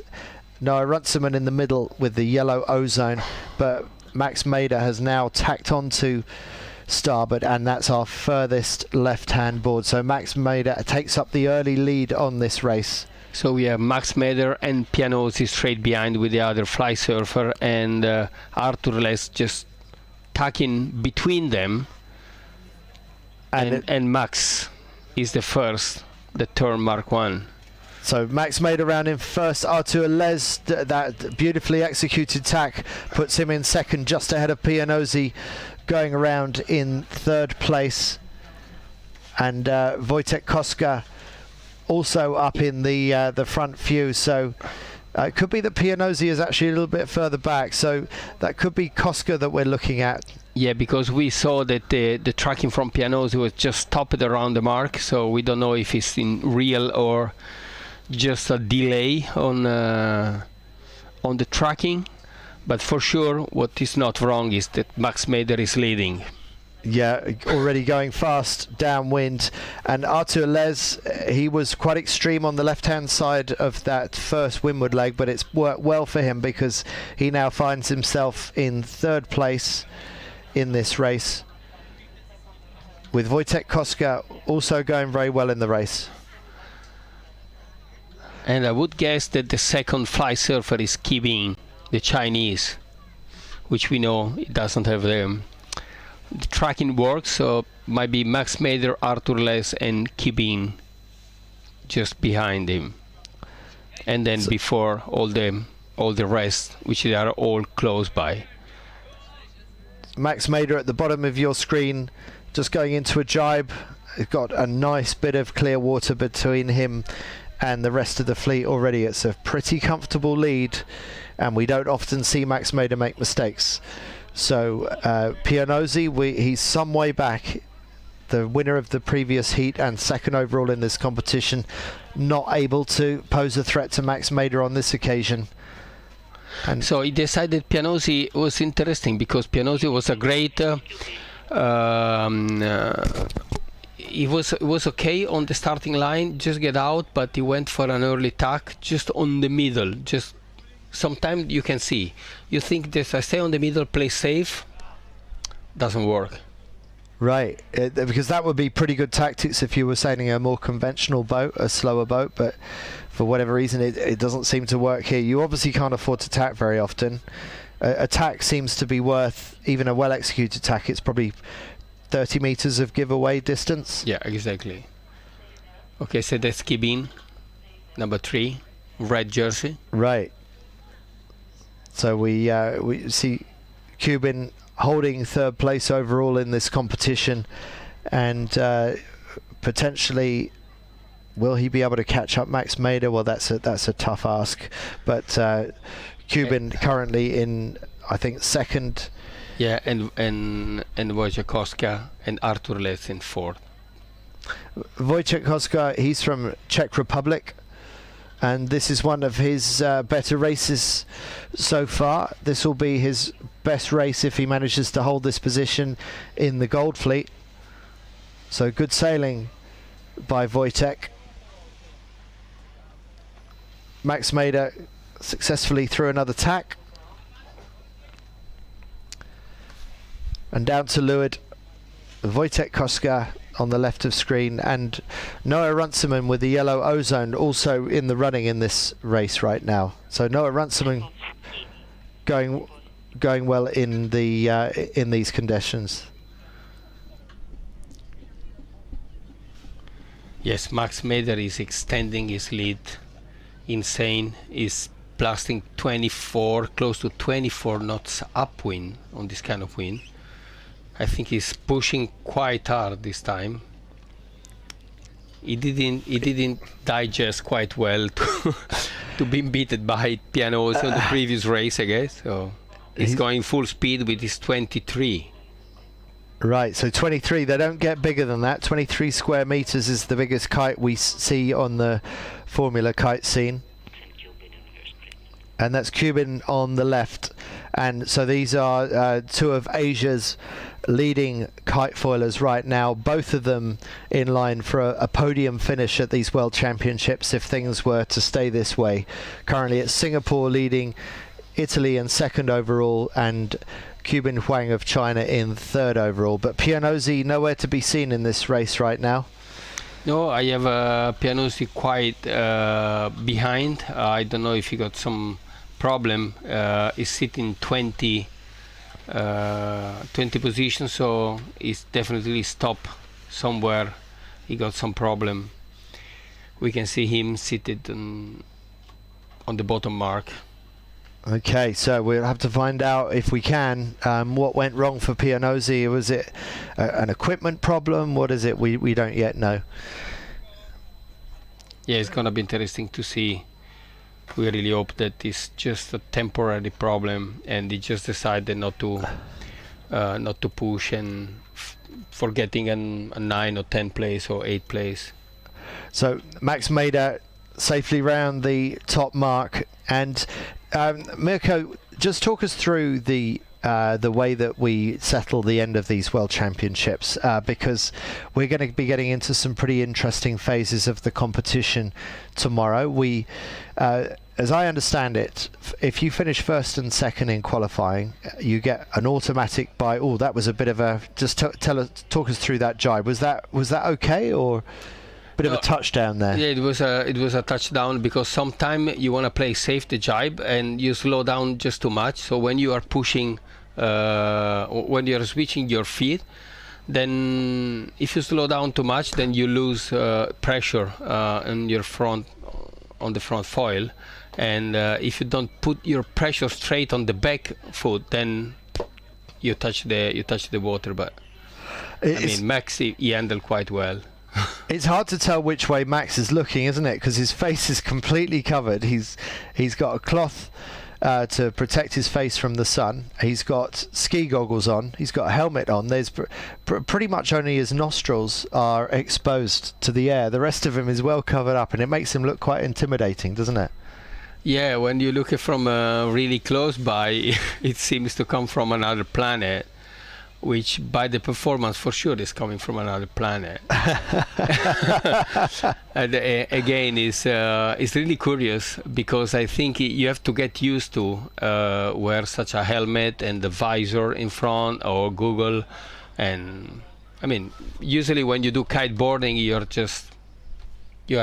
just wear your board short, nothing else. But on the Formula Kite, they have helmets and an impact vest and the vest and the goggles and a wetsuit which it cover your knee, and in case for some possible cut by the foil, so just to stay safe. And you have to get used to run on that. So I would have thought that you lose a bit of the sense of the wind. You can't feel it on your face. You've got no skin exposed, and you use all your senses, not just your sight and your sound, when you're sailing and when you're foiling. So I'm surprised he's giving that away. It's sensibility on their feet, which is amazing. Yeah. So that's the thing we can't measure. Maybe one day we'll have tracking for what pressure is going through their feet. Because there's pretty much the biggest, the chunkiest legs in the fleet, Max Mader. He's got very, very strong legs, hasn't he? Especially for a 15-year-old. Yeah, amazing. He has just big legs, big quadriceps, a lot of power, 100%, and he has to push hard and hard on the edge of his board. So he's just being second. He just won that race. Cuban Huang second for China. So Singapore first, China second, and then Wojciechowska third, and Arthur Lees on fourth. Wojciechowska from the Czech Republic, and Arthur Lees, he is from France. And another very good race by Arthur, who'll be consolidating his fourth place overall in the competition. And also doing very well, that yellow ozone kite of Noah Runciman must be threatening to take over fifth spot from Tiger Tyson, who we've not seen so much of today. And a good race also by Ulysse de Ripper from France. We just got a few more crossing the finish line here. The conditions are holding up beautifully. We will take a brief break of a minute or so. Back to you soon.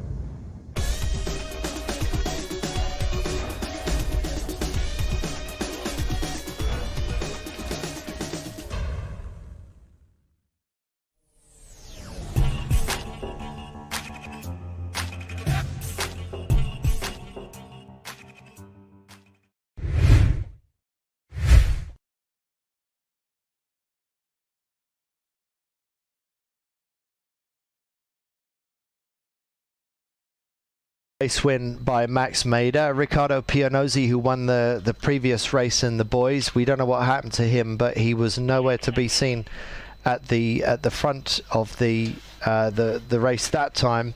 So we saw some different names come to the front there. We saw Wojciechowska and Arthur Les and Cubin the Ripper Cubin from China, and Ulysses the Ripper, the young France.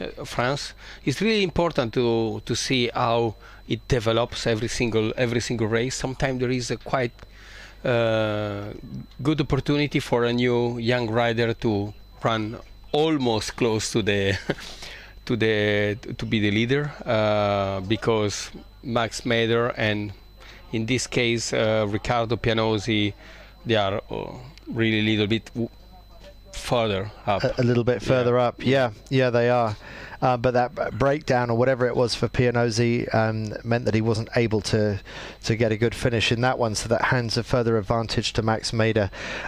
Also taking place in this competition, we're not going to see their races today, but I just want to tell you a little bit about the A's youth foil, which is like the beginners class. So we've got Jimmy Masanti explaining this on a video that was made a few weeks or months ago. So let's hear what Jimmy has to say, explaining what the A's Youth Foil is all about. I'm the Subfoil brand manager. The purpose of the A's Foil class, I think it's pretty simple. It's to give a base class, the start class for kite racing. It will help. It's a class that is affordable and will help to build a strong young athlete fleet, developing their skills for the future kite racing. It's a sort of, let's say, Optimist for sailing class, or Techno 293 for a windsurf class. And the good advantage about this class is that it has not a big cost, is affordable. Think about that foil and board, it's around 2,000 euro. And I think it will help sailing club or sailing federation to build a class of young athlete that in the future can represent the country in the Olympics. At some point you have to start from somewhere. And I think the ACE youth class is a very good point to start for all the competitors under age of 17. I think that with this age, as a first racing class, it's very important for all the young riders to be on the same type of equipment, because it permits them to focus on their own performance, technical and tactics, instead of focusing on the equipment performance. More, it puts them all on the same level. We choose it for an equipment that is fair for many body types, from a young Thai rider to a big Russian guy. So, and it's a very performing class. Think about that at the recent World Championship, all the top riders were able to crack 30 notes, and the fight was really nice, above all because they were all on the same equipment. But I do repeat myself, I think the most important fact is that permit the riders to focus on, and the coach to focus on rider tactics and rider technical skills. So that was Jimmy Masante just explaining about the A's youth foil class, and so that's all going on. We don't get to see much of it today, but Mirko, it's an important feeder class for those that want to go through to the more challenging high performance Formula Kite. I mean, this is the first step to do.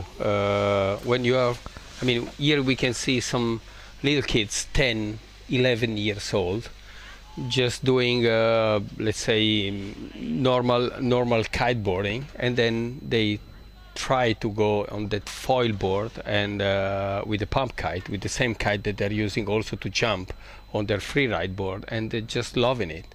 And so that's the perfect feeder class where you can get the kids start to get the feeling and foiling, and they will never get back. So we have some highlights for the previous race, Andy, it seems. Well, let's have a look at that. It was not one of the closer battles like we saw earlier. It was a dominant performance by Max Mader, who already at the start, his timing at the start, he was just a little bit quicker to pull the trigger. That immediately gave him the advantage to coming out the middle of the line. It meant that he could tack when he wanted to onto port tack. Arthur Les from France with the red kite, bottom of your screen, came in from hard left, and that put him in a pretty decent position to tack right in front of Qubin Huang from China. Max Mader already with a big lead going round the top mark, and he was just to extend that lead and sail pretty comfortably for the rest of the race in the lead. Pianozzi, we're not sure what happened to him, but he was nowhere to be seen at the front of that race. So it's... Yes, he did finish at the end. We saw him just laying and stopping himself on the bottom mark. He had for sure some technical issue. He maybe decided to go to the coach boat and repair it or recover something ready for the next one. So we got a close-up of Max Mader going into a jibe there and pumping his legs to get the board fully up to speed again, doing about 28 knots downwind in 9 knots of true wind speed, and then going faster than 30 knots across the fast reach to the finish, followed by Qubin Huang on the right of your picture, just going around the yellow mark now, about 10 or 15 seconds behind the race winner. So that means Max Mader will extend his lead in this competition, and Qubin Huang consolidating his third place in the competition so far. So we've got another 6 minutes or so until we see the next race. Let's have a look at the results and see how things stand after that race won by Max Mader.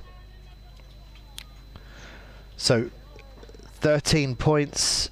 And is that really the case that Riccardo Pianozzi, because of that DNC, he now has to count a bad one? That is terrible news for Riccardo and for Italian fans, because that puts clear daylight between him and Max Mader. Yeah, because it was not counting on the right way, the discard. So this is why we need to recount. It was a discard. We'll do a recount on that, and we'll get back to you with the updated scores. We'll just run it.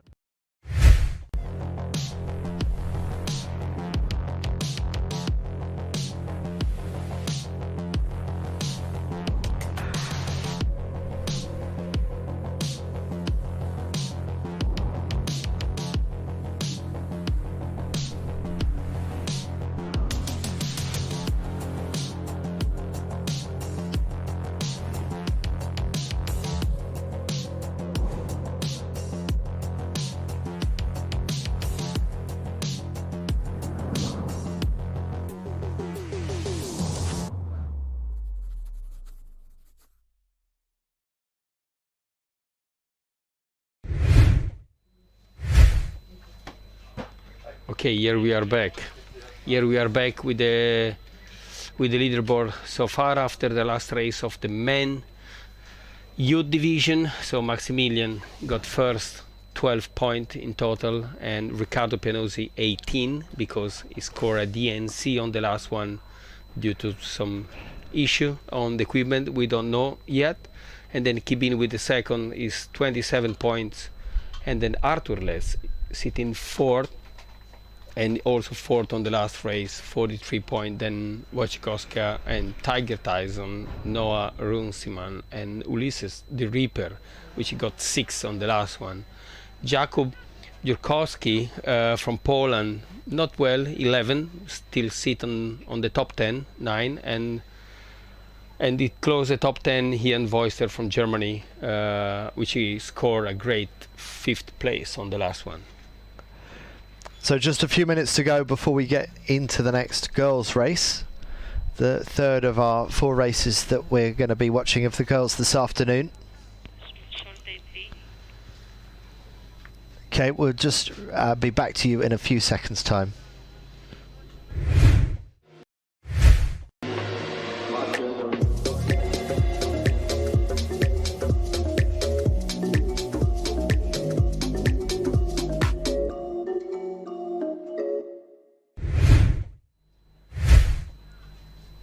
So we're on a brief postponement, but it won't be long before we get into the racing again. Just coming back to the A's, I wonder if we can watch our highlights package from day 2 when we featured the A's, so you can just get a look at what the differences are between the A's in terms of the technical equipment used. So if we can see that, that would be great.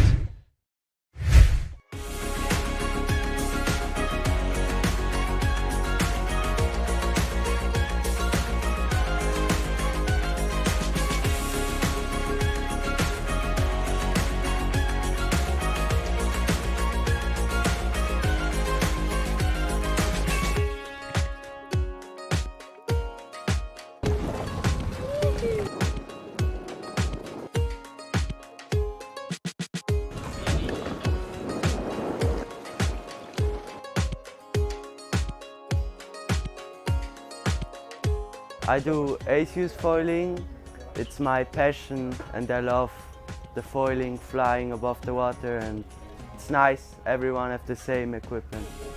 I love to compete at the Worlds because I meet a lot of new people, learn new, it's super exciting to be here.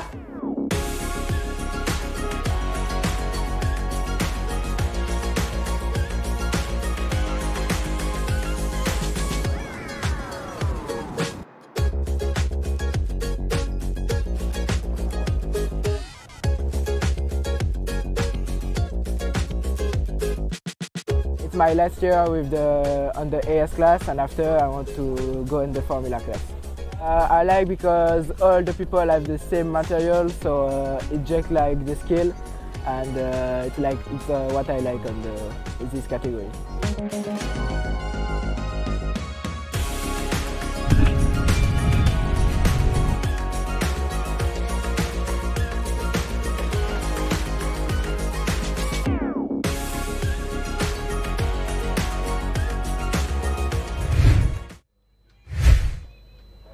That's our race committee boat, Fokuko 2, and we are 2 minutes to the start of race 15 for the girls in Formula Kite, so not too long to wait now.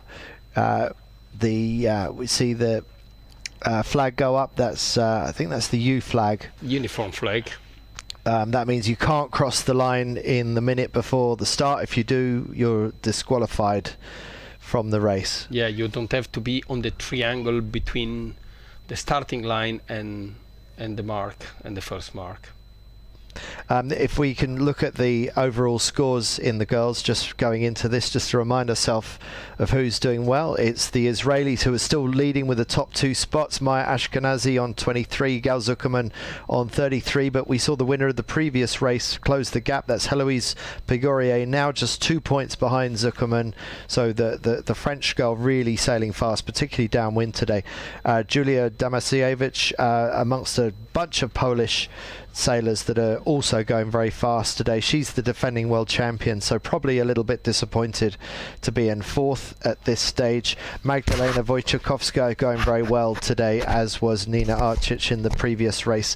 Sofia Tomasoni from Italy closing the gap, and then look at the points gap after that to France's Lisa Caval. So you'd have to say that it's probably what's more important for those people at the bottom of the leaderboard, and we need to start paying attention to this, is who is on the cusp of getting into the semi-finals. That difference between finishing 10th or 11th is the difference between whether you carry on forwards through to this regatta or whether you pack up your bags and go at the end of today. So it's an absolutely critical couple of races for these girls, and we will try and bring you the update on where things are. Yeah, and 10 seconds to the start. So ready to get the kites down into the power zone. Who's going to swing their kite down quickest? There they go. And we'll wait and let you know if Great that was start, great start. We will see if someone just go to the right side, but it seems, looking from here, the outside of the course seems to be with more wind. Depends on the shifting, which they will know over there. We saw a couple of change kite here on the or on the beach from Gal and Maya. I guess they come back to just to change and to shift with the bigger kite. So the breeze has dropped a little bit, you think? Yeah. So Eloise doesn't change. Eloise Pegori is on the lead now, but they are all neck to neck or side by side, like you said. We can see the black kite from the Israelian. So Pegorier doing very well again in the middle of the pack, and that's Zuckerman with the black kite just going out of picture, and then in the middle, more easily identified, is the orange kite of Julia Damasiewicz, and the blue kite must be Maya. Okay, so Maya's switched to a blue kite. Okay.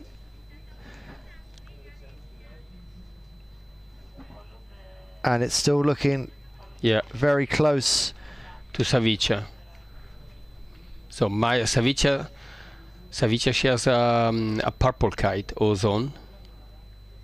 Well, Savica from Poland, she's one of the ones that she's 9th overall at the moment. So these races are absolutely critical for people like Dominika Savica, because it's going to be the difference as to whether she earns a spot in the semi-finals or whether she doesn't quite make the cut. But at the moment, she's going really, really well. So she's coming on strong just at the time when she needs to. But again, Andy, is gonna, for us, it's gonna be important to wait the rounding mark, because the wind is reaching close to the top mark, and now the result are the difference are not in real. We are seeing all the kite really close by, but depends on when they're gonna hit the ley line from port and to front. So Ashkenazi on the far side on the coming up to the right-hand ley line, but that's the left of our picture. But look how close it is with all the boards. I mean, there's no one that's running away with this right now. They're really holding their lanes extremely well. So Ashkenazi just went to the on starboard, hitting the ley line, and then all the pack now is coming up on port, and let's see if they're gonna cross in front, or it's gonna be a big mess and everyone tacking on front of them. It could be Pegorier from France who's leading again, so she's actually managed to stay ahead of trouble. It's going to be really congested going around the mark for most of them, but Heloise Pegorier, winner of the previous race, looks like she has grabbed this race by the collar as well. Could this be a second consecutive race victory for the French girl, who seems to be really in tune with the conditions today, as she shoots out of picture some meters ahead of the rest? And now it gets busy as Tomasoni from Italy goes round in second place, followed by Atakan a name that we haven't mentioned much today, and Damasiewicz from Poland, the defending champion, going round in fourth, and close behind her is Wojciechowska of Poland and Ashkenazi, and then Savica.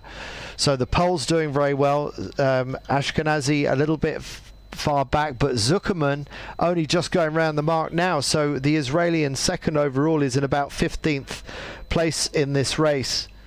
So disastrous first leg for Zuckerman. Yeah, exactly. We can see, because now they changed the course. So after they reach to Mark II, now we can see Eloise and Sofia and Nina Archis and Derin Atakan, the Turkish, and Damjanovic, Wojciechowska, and Ashkenazi and Savica. They are all together. So we, just to explain, we're on a square course now. We were on a so-called X course before, a straight windward leeward, or a sausage course you might call it. Now this is a square quadrilateral course, yeah, the outer loop trapezoid, configuration. Yeah. It's a trapezoid course, yeah. So you go around, just showing you the overlay of the course. So a little bit more complicated this time, and so far the leaders have remembered which course to go around, because Julia Damasiewicz was leading a race in qualifying, in one of the races a few days ago, and didn't realise there'd been a course change. Well, fortunately so far it looks like everyone has tuned into the fact that it's a different race course. Pretty difficult to keep those simple facts in your head when you've got a board to manage beneath your feet and a kite above your head.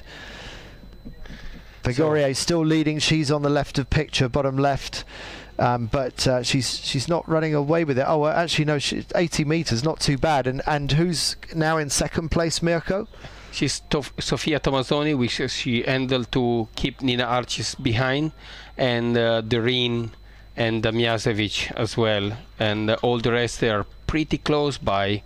Most of them, they are the same speed, around 26, 27, 25 knots downwind. So really close between two of them right now. It's looking like Pegorier has still got the advantage on the purple ozone kite, which is that Atakan or is it Tomazzoni? I'm trying to work out. No, Tomazzoni, she's on the fly surfer. So that could be Atakan on the left with the purple. No, she's Nina Archis. Oh, it's Archis. That's right. It's Archis from Poland. So we've got Pegorier from France, who we're looking at here with that wide stance, and really on the attack is Nina Archis, who has also proven to be very fast downwind. So these are probably the two fastest downwind riders that we've seen on the race course today. And Archis really taking the fight to Pegorier, and going around almost exactly at the same time together. Really important to see how Eloise, she will manage the last so Pegorier, yeah, so they will go for another upwind.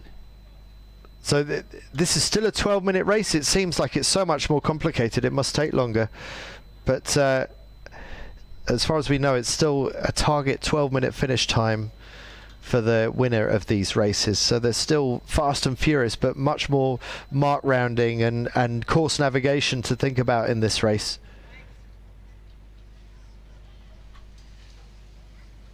Pegorier still leading. Tomazzoni in second. Archis from Poland in third.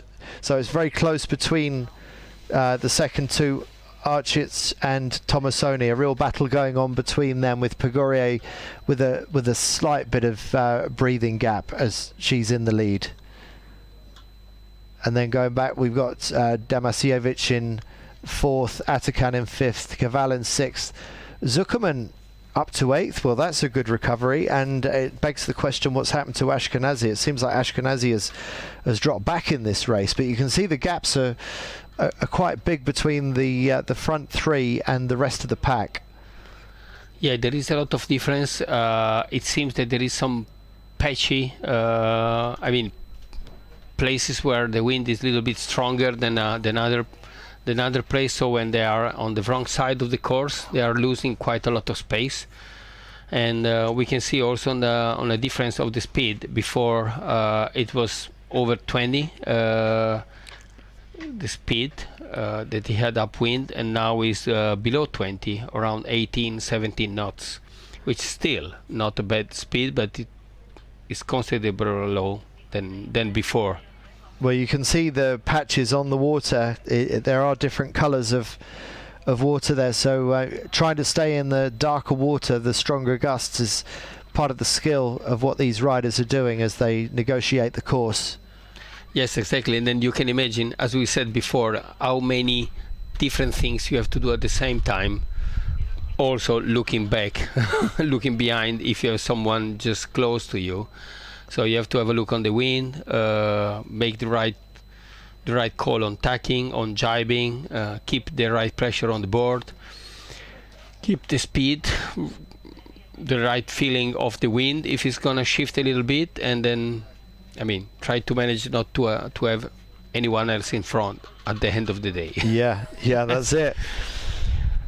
Coming up towards the top of the course, and it's still Heloise Pegorier from France who is holding the lead ahead of Nina Arcic, and Pegorier will be very aware of the fact that the purple ozone kite of Arcic, which has just tacked, is very powerful downwind, and so she'll be grateful that actually maybe Arcic has moved behind Tomasoni. So I think it's Tomasoni of Italy who's now moved into second in this race right now. So close between Arcic in third and Tomasoni in second, but Pegorier with a bit of a gap in front of her, yes, or behind her rather.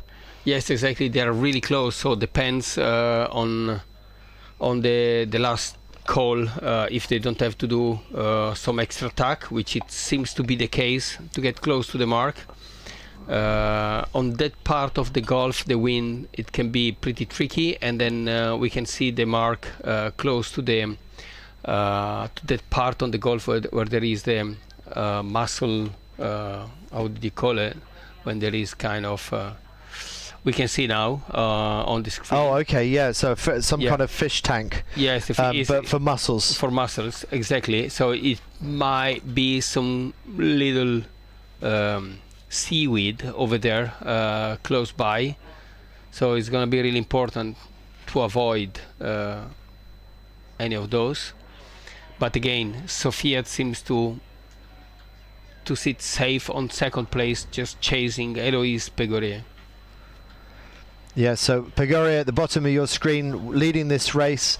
Sofia Tomasoni has now moved up into second for Italy, and she has pulled quite a good gap on Arcic from Poland with the purple ozone now in third place in this race.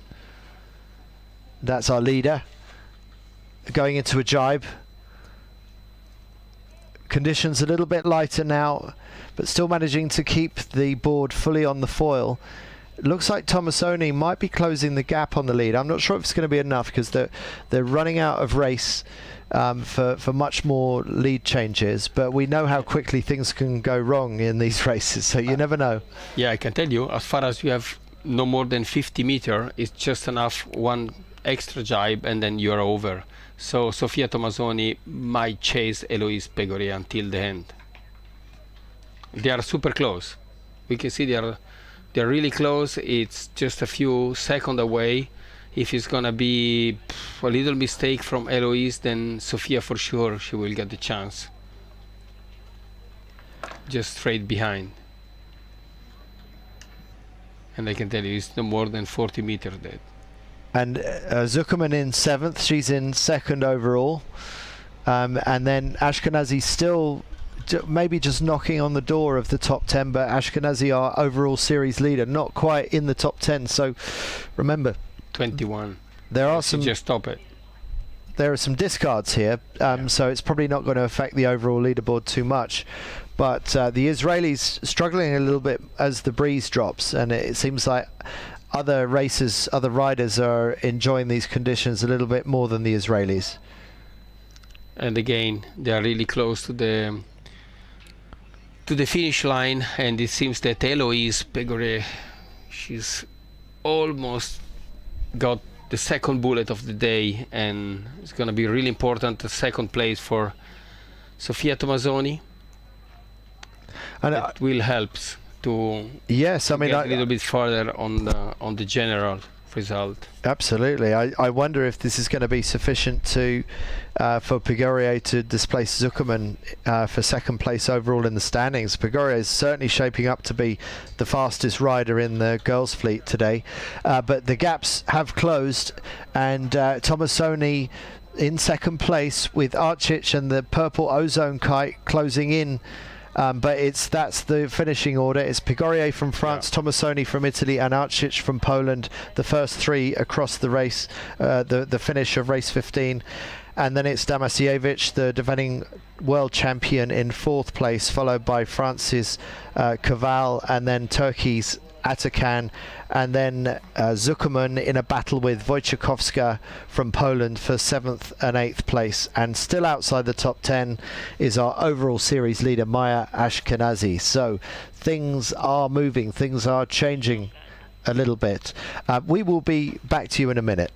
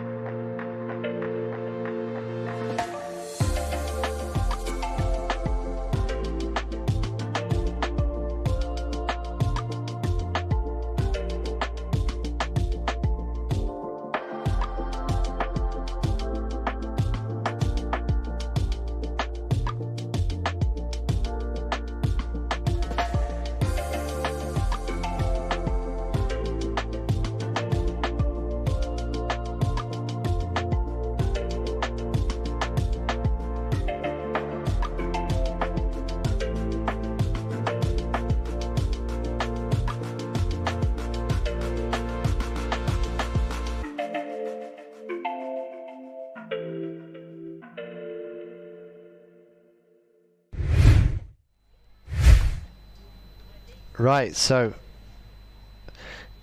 good race by Pegore. That's 2 race wins in a row. Let's take a look back at how she won this race. This was race 15 of the Formula Kite Girls here in Torregrande, Sardinia. So it was a clear start. Most of the competitors, as usual, starting on starboard tack. And Pegore moving into a lead quite early on in the race. It was also Atakan was up there from Turkey. She was in early contention, and Magda Wojciechowska. But Nina Arcic, she moved through with her purple Ozone Kite to start threatening for the lead, and also Sofia Tomasoni from Italy having a very good race.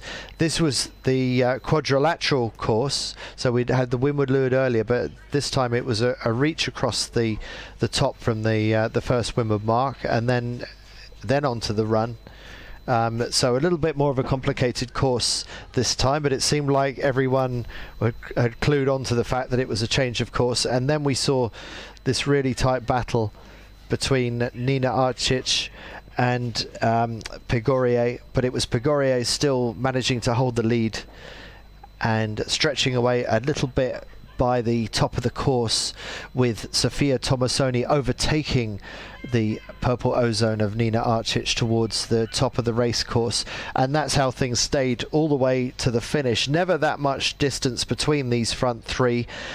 So in the end it was Pegore from France in first, followed by Arcic, sorry, not followed, it was by Tomasoni from Italy, and then it was Arcic from Poland in third place.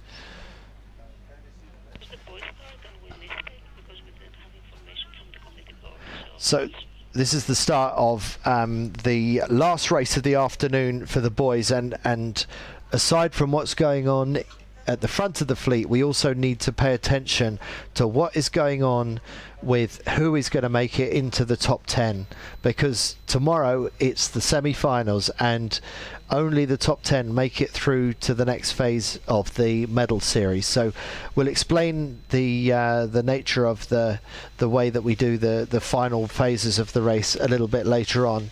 But in the early stages, what are you seeing? How is Max Mader getting on with the start? The start for Max Mader was just perfect.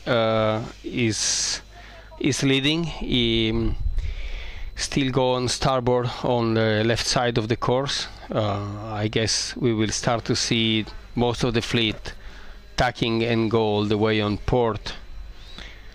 But so far they are all starboard, unless just two, Dejamam and Wojciechowski. So it seems that now there is more wind outside. This is why they are going as much as close to the left lane line of the course, and approach the mark, the top mark, as close as possible to avoid to miss the ley line on that side, because it's where the wind is more tricky. And we saw on the previous race a couple of extra tack just because the gust was just taking a couple of degree on direction just close to the mark, just to make something exciting close to the mark. But for us, not maybe as much as exciting for them. So Max Mader already poked out and doing very well at the front of the fleet. So he's again scored another very good start. And importantly for Italian fans, Riccardo Pianozzi is very much at the front of this pack as well. So we see 4 fly surfers there. It's always difficult to tell them apart from a distance like this. But Max Mader is going to be one of the first to tack on to the starboard ley line. That will be Max Mader tacking now on the right of your picture. Yes, mark grounding for Max Mader, and then might be Riccardo Pianozzi on second and Kibing one just behind. But another 4 of them, they just went through close to the mark. So we have Mader, Di Ripper, Pianozzi, and then Runciman, the American, with the ozone, Tiger Tyson, the other ozone, Wojciechowska, Weston, Arthur Lees in 7. So let's see, they're pretty close. The first round in Mark, now they have all the reaching all the way to Mark 2. At the moment, it's Max Mader with quite a comfortable lead ahead of Riccardo Pianozzi in second, and Noah Runciman with the yellow ozone in third place, followed by Koska in fourth and Tiger Tyson in fifth.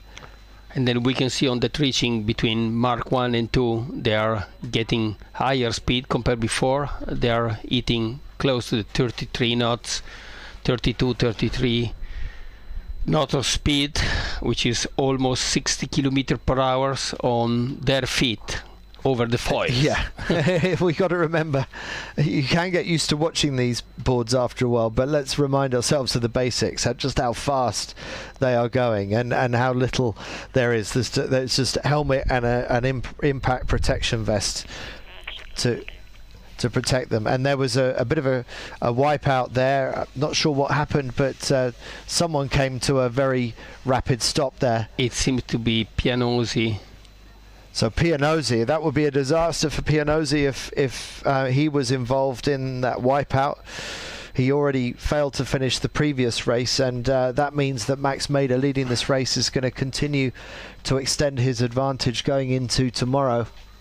And Wojciechowska and Runciman, they are just, we can see the American with the yellow ozone and the fly surfer behind from Wojciechowska. So and Max Mader is just leading comfortably on front with the yellow bib.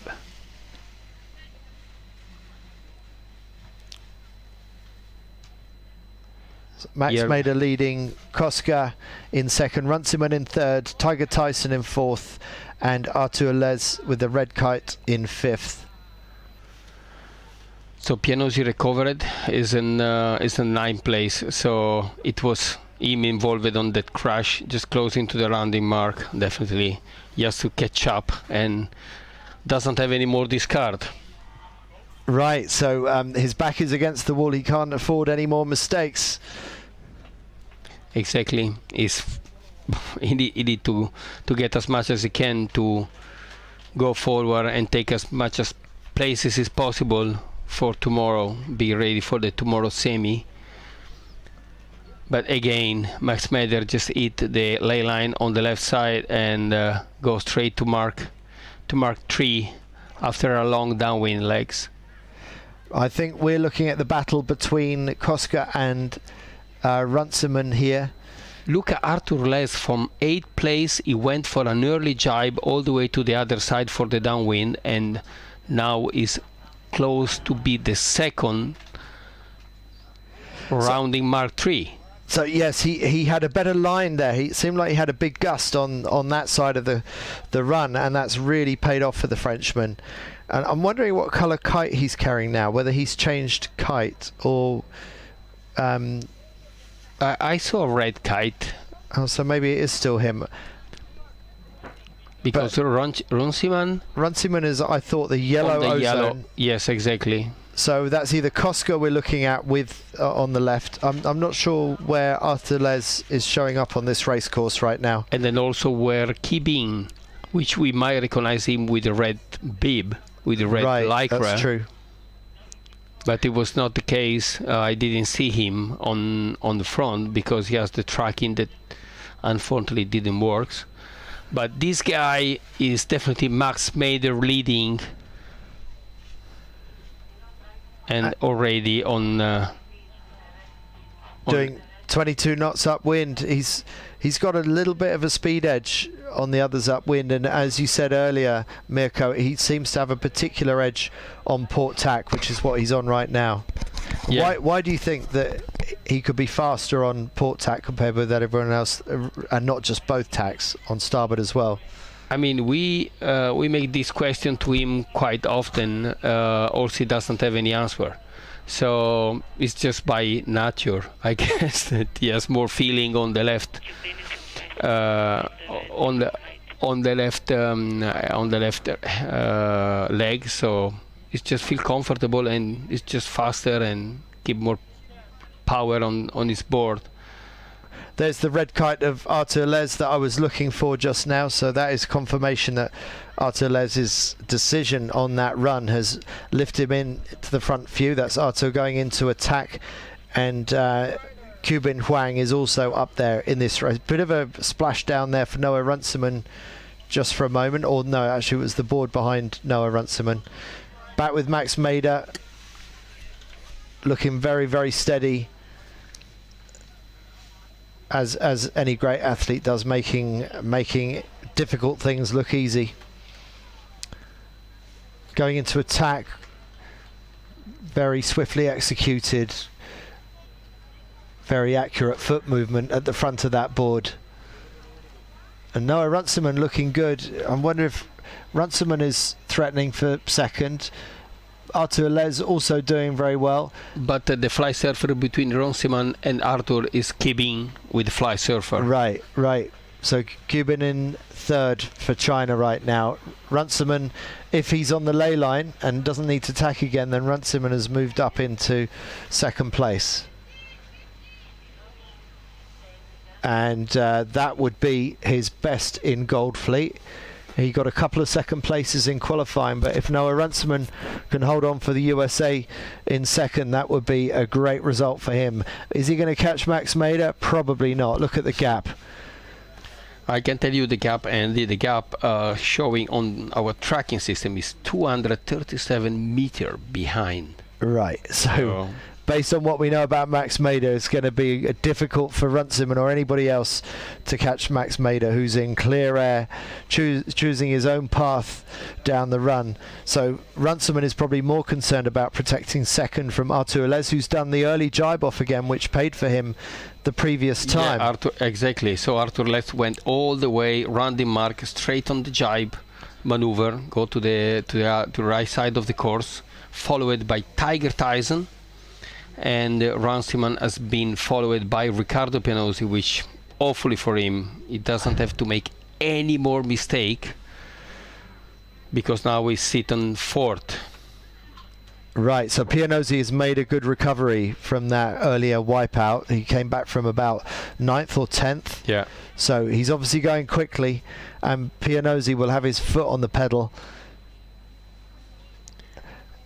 Yeah, I mean, he's just realized that he doesn't have any more discard on this pocket, so he have to go full on, try to go in front of most of the kite is possible, most of the other rider is possible too, because every single point counts. Max Mader goes for a jibe for his last mark before the finish. Right, so most of the hard stuff already done by Max Mader. This looks like it's going to be a formality for him to come across and finish the final race of the day. If he does this, he will have won 3 out of the 4 races, the other one being won by Riccardo Pianosi in that very close battle that they had in the second race of the afternoon. Exactly, so Max went just rounding the mark and almost eating the finish line, crossing the finish line. With what kind of distance ahead of the next 30 board? knots. 30 knots of speed, and I can't tell you, almost 400 meters. So he stretched even more, 400-meter gap. But look at the race now. Runciman trying to hold off The Kibin, for sure. That's Kibin behind. Right, and it could be that Cuban from China could just overtake Runciman, but no, I think Runciman holds on for second place. And then Arthur Lees and Riccardo Pianosi. Yeah, so Artur Les with the red kite, followed by Riccardo Pianosi. Good recovery, but still not what Pianosi would have wanted. And others up there include Tiger Tyson, Yokovsky, Ulysse de Ripper from France, Weston Ducos and Simiec. And in terms of the battle for 10th, I think things are going to stay the way that they are. Which I think means that Mattia Maini from GBR, who went into that race in 11th overall, is probably not done enough to overtake Jan Voster from Germany. It looks like Jan Voster from Germany will have taken the final spot to go into the semi-finals tomorrow. Yeah, I guess we need to wait I'm jumping ahead. A proper counting. I'm jumping ahead. Scoring, because they are really close on point. Between in 10 point we have 3 to 4 rider. So let's see. Okay, we'll be back to you in a minute.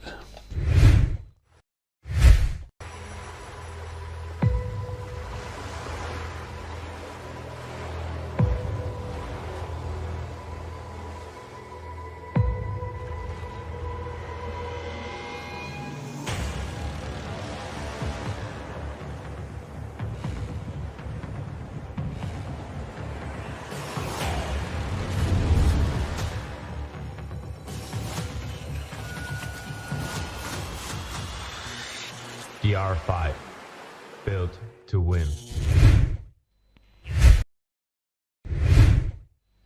Okay, part of what makes Max Mader so good is he's very fast to pull the trigger out of the start line, and that's what we saw in the race just now. He pulls out to an early lead. That gives him the ability to tack when he wants to onto port tack, that make that first decisive tack and get across at the front of all the boards that are further to the right of him.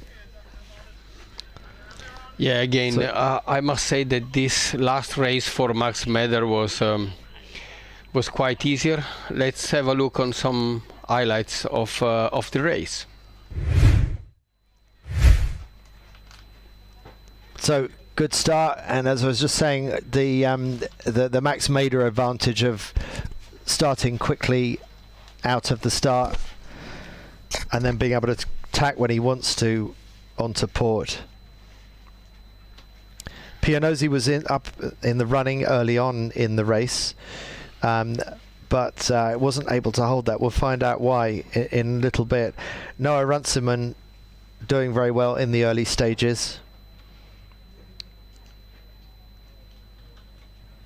And the breeze a little bit lighter generally, so we're seeing that affect who's up there. Mirko, what's your take on this Windward Mark rounding? Really, really busy. Yeah, that it was so busy. This is why, and where we saw the mistake of Riccardo, which he missed the momentum to bear away and to go away from the pack. It's not easy to do that, and then going like Arthur did, early jibe, go to the other side, completely out of trouble on a clear wind, and at the end the payoff on he got the second spot, and then he was able to keep Kibin all the way behind. And then also we can see here as well Noah Runciman and Kibin and Arthur Leith all the way really close, because I guess that they have their performance really close between them, and it's just no mistake, no space for mistake, and at the end that they handled really great result. And I'm really happy for those kids that they have the chance to be on front, and Max Mader really far away, but all of the other just chasing a really good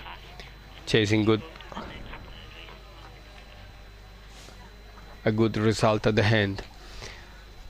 Okay, so Runciman just managing to hold off Qubin Huang for second place. Qubin Huang in third in that race. Pianozzi a little bit further back. So now we see that Max Mader has a 10-point advantage on Riccardo Pianozzi, who's in second place. Qubin Huang gradually closing the gap. But the important thing for all these top 10, these are the 10 that go through to the semi-final tomorrow. So Jan Voster in 10th place still has a theoretical possibility of winning this World Championship, just as any other name that you see here.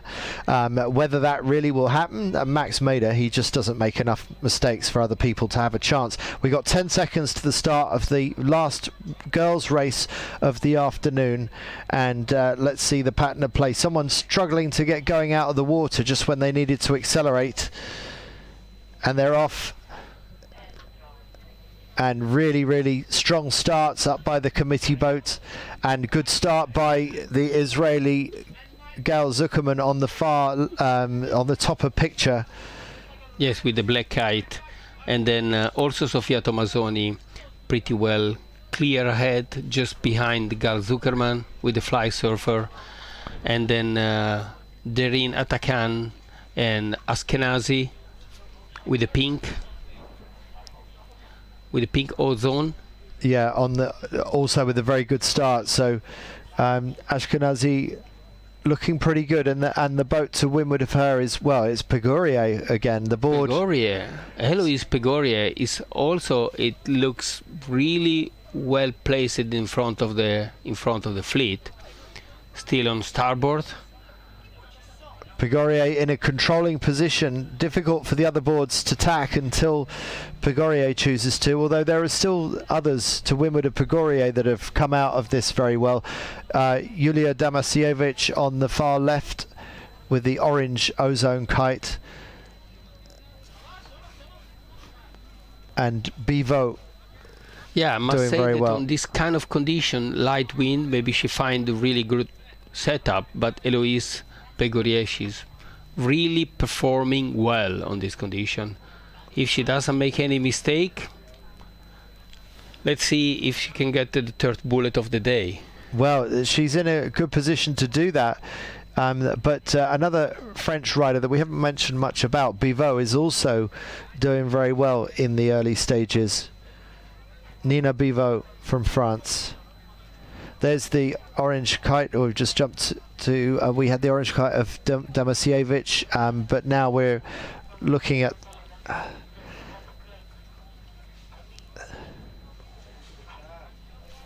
so we got the purple and the black of the two Israelis just going out of picture. Then it's Damasievich.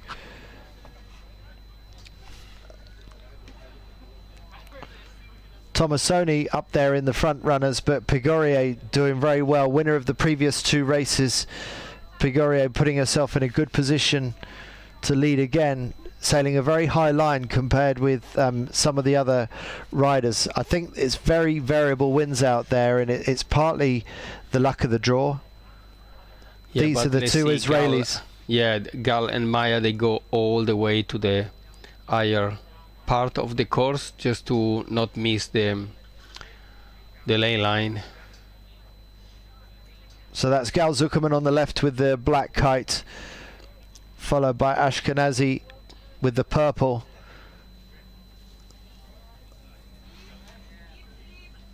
And Wojciechowska, she's also ready on starboard, approaching Mark 1. They're all in line. Let's see if they can make it. As we said, close to the mark, the wind is sometimes switching, goes a little bit to the left. It's Nina Arcic. Nina Arcic. She goes round in the lead. Yeah. And Wojciechowska second, and Heloise Pegorier on third. Extremely close. And Tomasoni straight after. Looking at the front runners going round, you can see the gusts of wind ahead of them, so it actually looks windier further down the racetrack. Going across the top of the square reach at the moment. Nina Arcic in the lead, followed by Pegorier, followed by Tomasoni, Wojciechowska in 4th, Damasiewicz in 5th,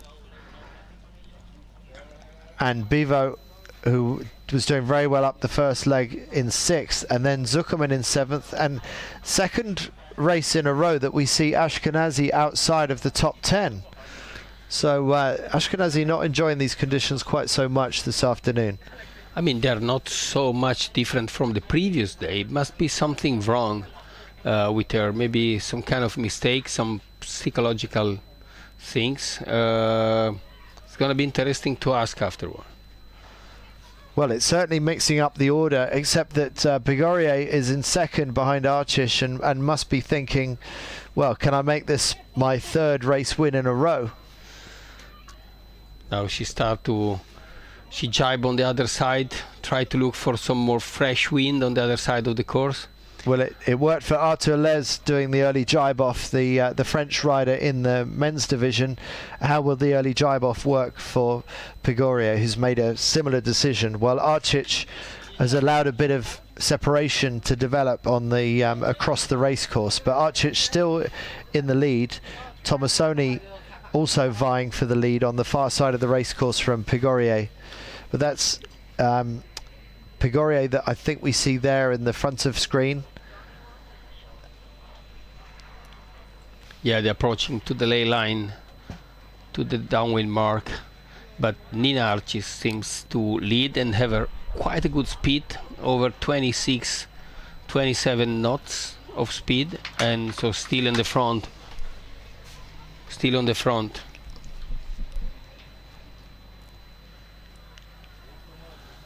And Pegorier sit on 2nd, and Tomasoni 3rd, and Damasiewicz 4th, Wojciechowska, Kaval, Bivo, Savica, Zuckerman, Ashkenazi.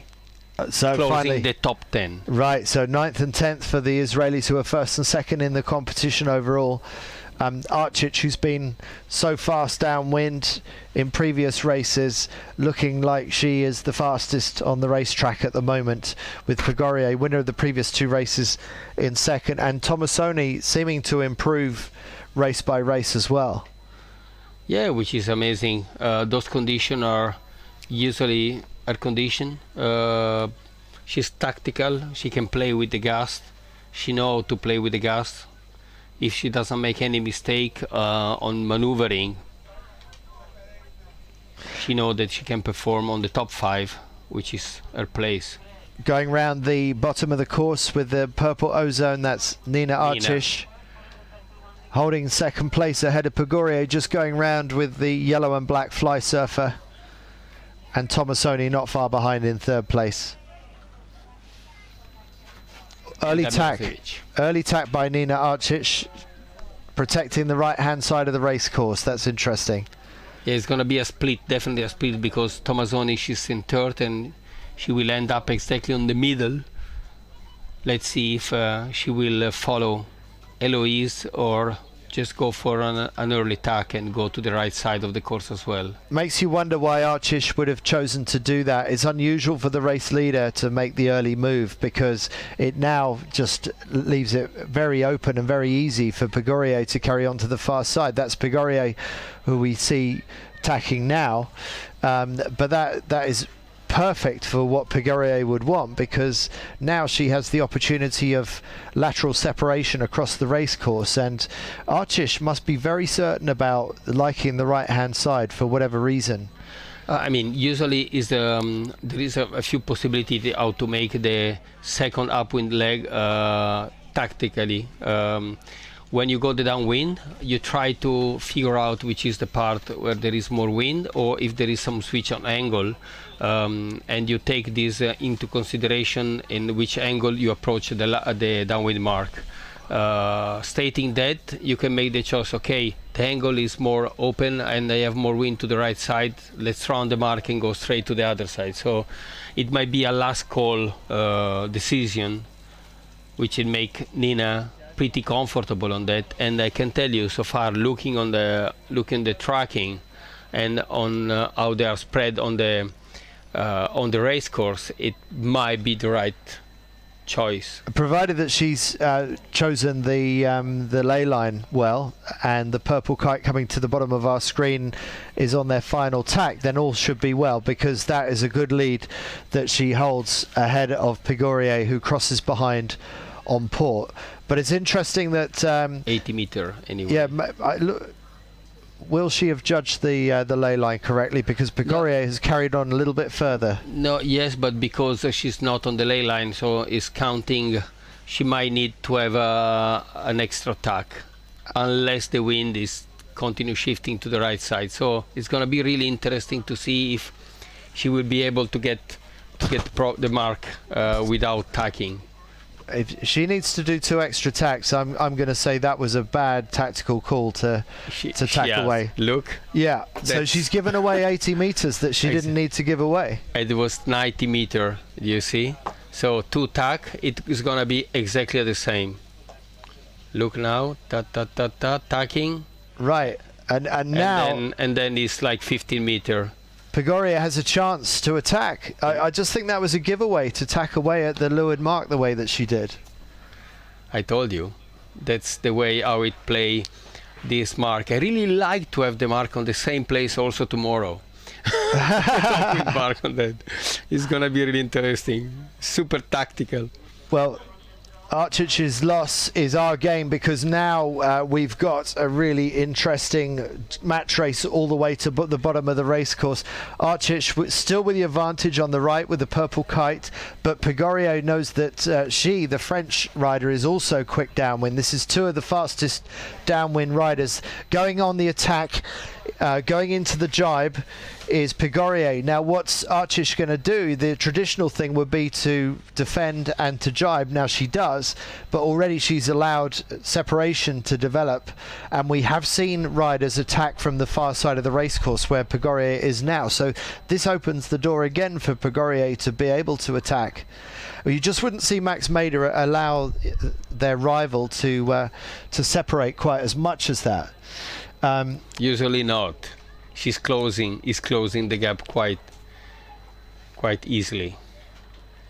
Right, so Archich, she with the purple kite here, focused, really steady on the board right now.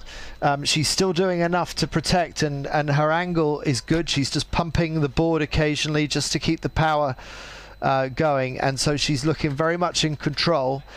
But she still does have a race on with Eloise Pegorier, winner of the previous 2 races. Yes, stating on the speed, Nina has 26 knots of speed, so a little bit below 50 kilometers per hour. And Eloise just a couple of knots as an average less, but sometime she's not so far, 70 meter. 70 meter, we understand that is enough. One jibe. If you miss jibe, then you are over. So let's see for the last jibe of Nina. Done. Perfect. Now all the way through on starboard. So going all the way down to the last mark, rounding and straight to the finish line. Right. So not too much damage done. A bit of distance lost, but it looks like Nina Arcic has moved further ahead again and is looking in control of this race once more as Nina rounds the final leeward mark, goes into the power zone on the reach and looks set to win her first heat for a long time. She actually won the first race of the competition. Now she wins race 16. So congratulations to Nina Arcic, and in the end made it look pretty comfortable ahead of Eloise Pegorier. But Pegorier can pat herself on the back because she has had the most consistent performance of the day, starting with a third, winning the next two, and then getting a second in that race, and potentially getting herself up into further into. Really interesting this finish line with Sofia Tomasoni on third, and then straight Maya Askenazi and Kaval Damjanovic, Wojtkowska, Gal Zuckerman, and Bivot and Savica closing the top 10. Right, so the Israelis in that gaggle of boats, and then coming across is Bivot from France, good race for her, and then Savica from Poland. I think Savica is... I guess he's yes, on the top 10. Yeah. Okay, well, back to you in a minute with an update from that race.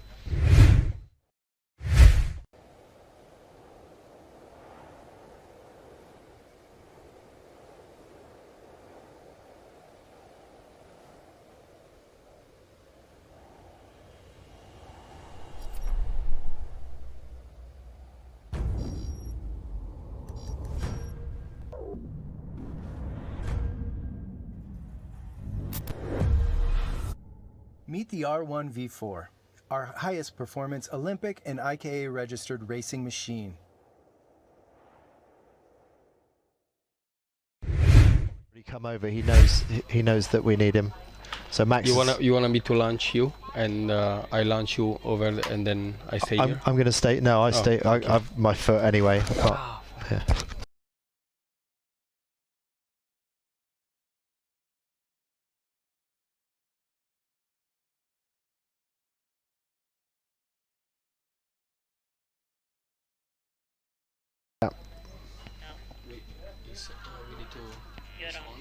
So that's the end of the racing this afternoon. We want to try and grab some interviews with some of the riders. That's Cubin Huang being interviewed by Icarus, and so we'll see if we can get some interviews to bring into the live show as well. Okay, the performer of the day was Heloise Pegorier in the French girls. Back to you in a minute, and we'll bring you some more updates as the riders come ashore.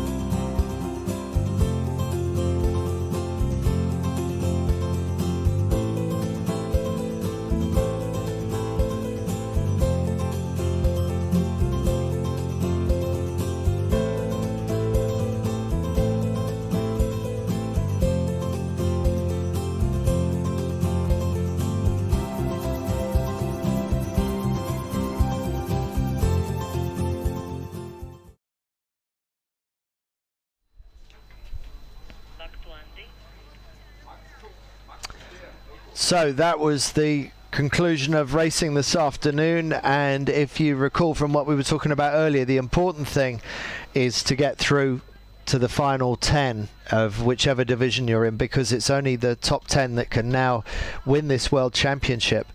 So we still see some of the riders coming ashore. Mirko has got some interviewees lined up for us, and it looks like we've got one of the pick of the bunch. We've got Max Mader. So over to you, Mirko.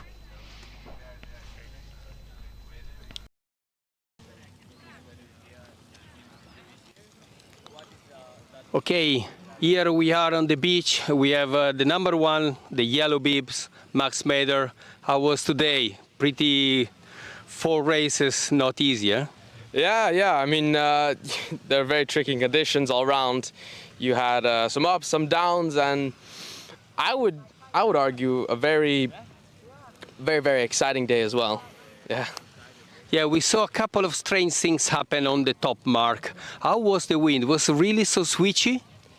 Yeah, it really shifted a lot. I mean, you could see how much it changed by, you know, certain people going up or down a couple of rankings in one leg or after a rounding, you know.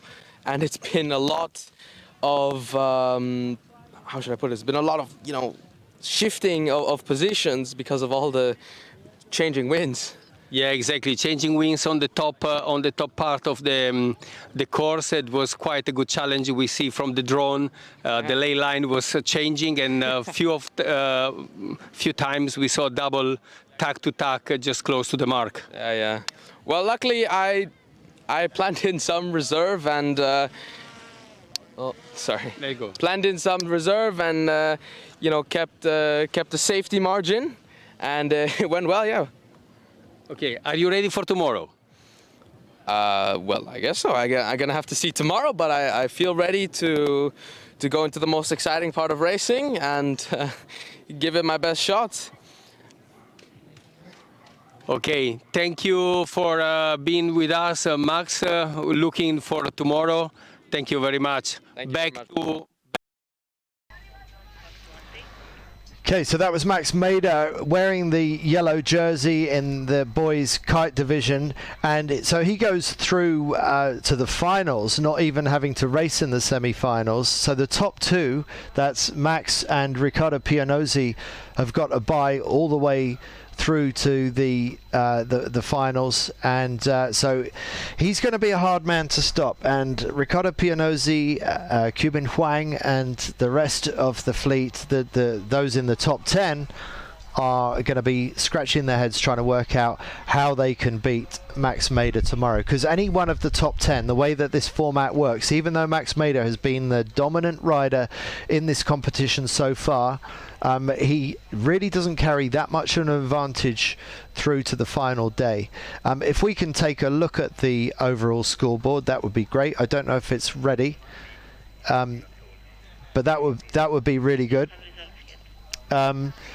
But basically what happens now is that 3rd place to 10th gets split up into 2 4-board semi-finals. So you've got 4 in one semi-final, 4 in the other, and they are going to have a series of races tomorrow. Now, let's say we're talking about 3rd place Cuban Huang. He's going to be one of the riders with the biggest advantage. He takes 2 race wins through with him into the semi-final. If he wins just 1 more race, then he has booked his spot in the final.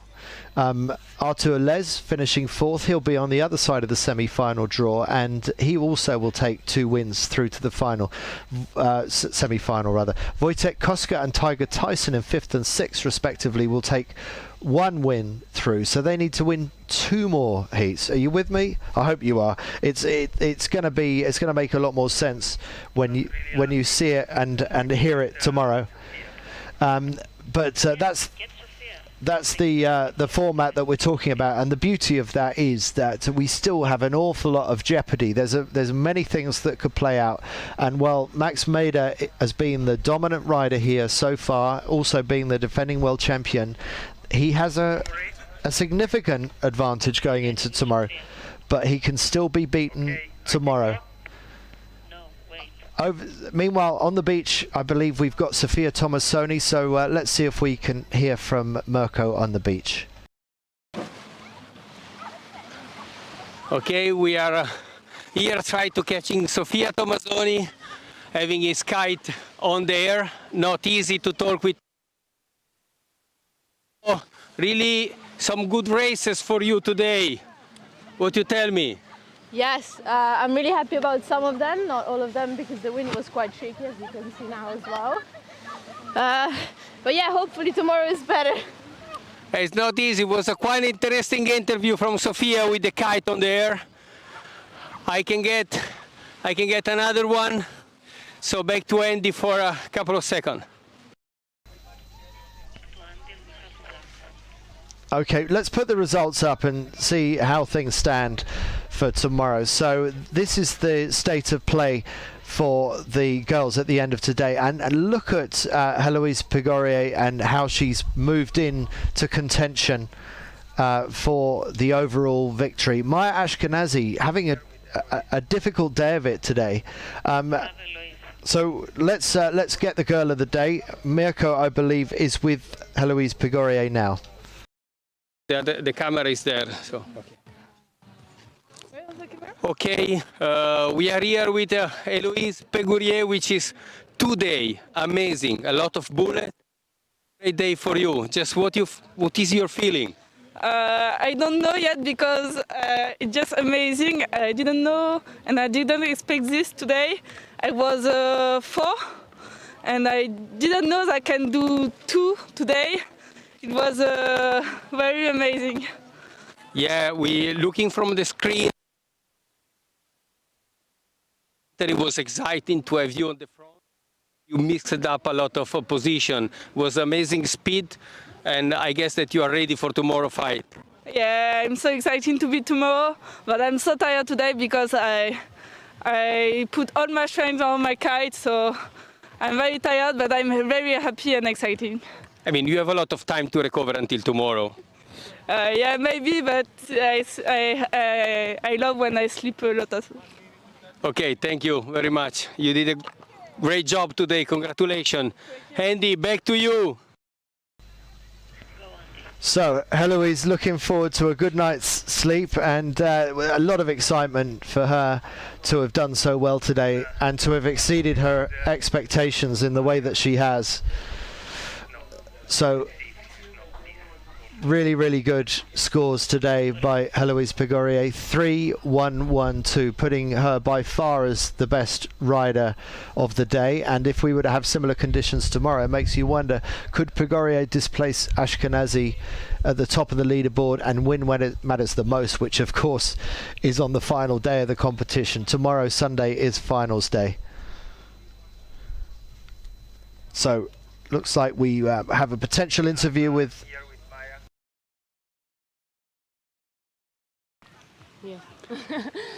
Okay, Maya, I know I don't gonna ask what was wrong or good today, but you really fight quite a lot. Yeah, today was hard, but I enjoyed the race today, and I hope for tomorrow was good. Yeah, you still, I mean, the runner in front, so just be ready for tomorrow fight, which is the day that count. Yeah, of course. Yeah. So you are strong enough? Yeah. Okay. Of course. Thank you. So Maya Ashkenazi, she seems a little bit down, but as Mirko pointed out, she is still at the top of the leaderboard. She's got a 6-point gap, and so she shouldn't be too downhearted. She's got to keep her game face on. And Ashkenazi also has a tattoo on her leg of King Neptune, the god of the sea. So she'll be hoping that Neptune will be looking after her tomorrow as she looks to defend. So Mirko is still running around the beach, seeing if we can get some more interviews. And this was the day when you needed to make it into the top 10. So let's see who Mirko has. I think he's got somebody else lined up for us. Handing over to Mirko on the beach. Okay, I'm ready. Here we are with Tiger Tyson from Antigua. Today was not an easy day, struggling with the wind, a lot of shift. What was it for you? Yeah, I mean, the last few days I've had some really good racing. I made some good decisions on the water and managed the seaweed quite well. But today seemed to be the opposite. It was definitely my worst day, unfortunately.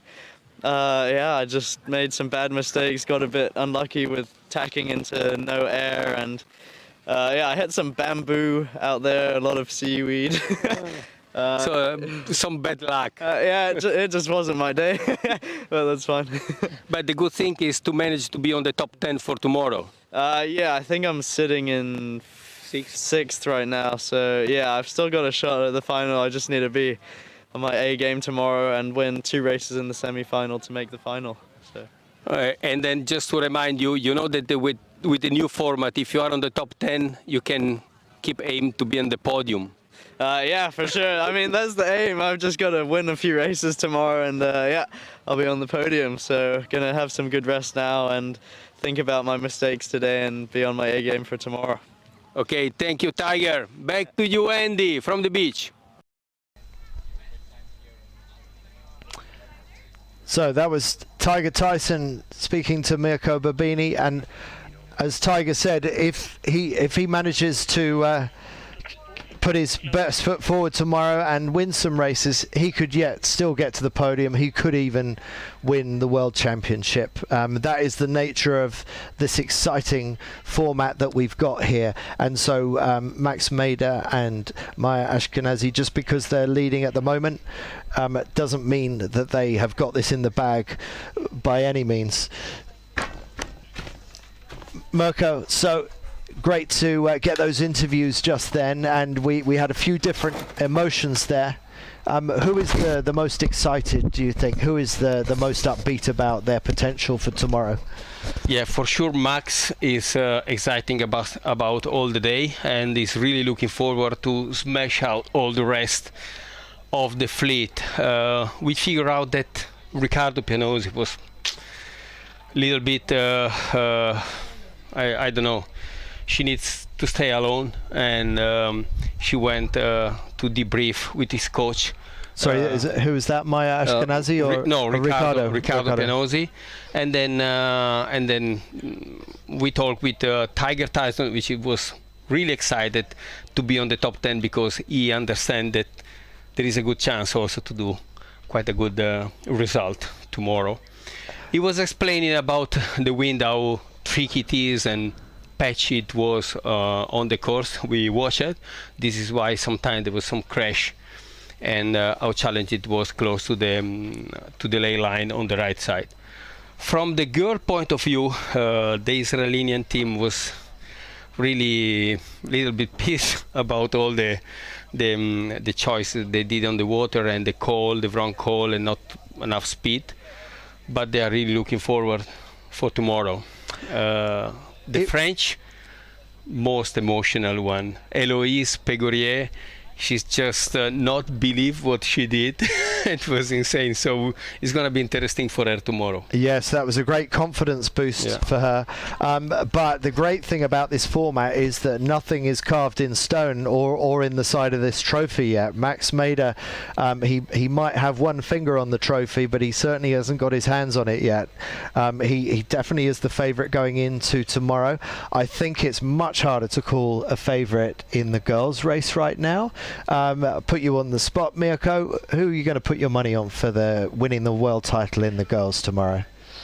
As I do every time, I never make any single cents to a bid for tomorrow, because it's everything can happen on this sport, we all know, and this course, this area is quite interesting, and it can change tomorrow. We expected some more Mistral influence on the wind, so it might be even patchy than today and tactical compared to today. It's going to be interesting. Yeah, well, Heloise Pegorier, she was definitely the girl of the day today. Will she be girl of tomorrow and therefore girl of the week? For the time being, that's it from me, Andy Rice, and my co-commentator Mirko Babini. I hope you've enjoyed the commentary and all the coverage today. It's been beautiful conditions here in Torregrande, Sardinia. Tomorrow it gets even more exciting. Stay tuned on formulakite.org or any of our social media to find out when the race start is, because we're going to be showing you the semi-finals and the finals to find out who is the fastest youth foiling world champion in the world in these 3 divisions: the Formula Kite boys, the Formula Kite girls, and in the under 17 A's youth foil. That's it from us for today. See you tomorrow.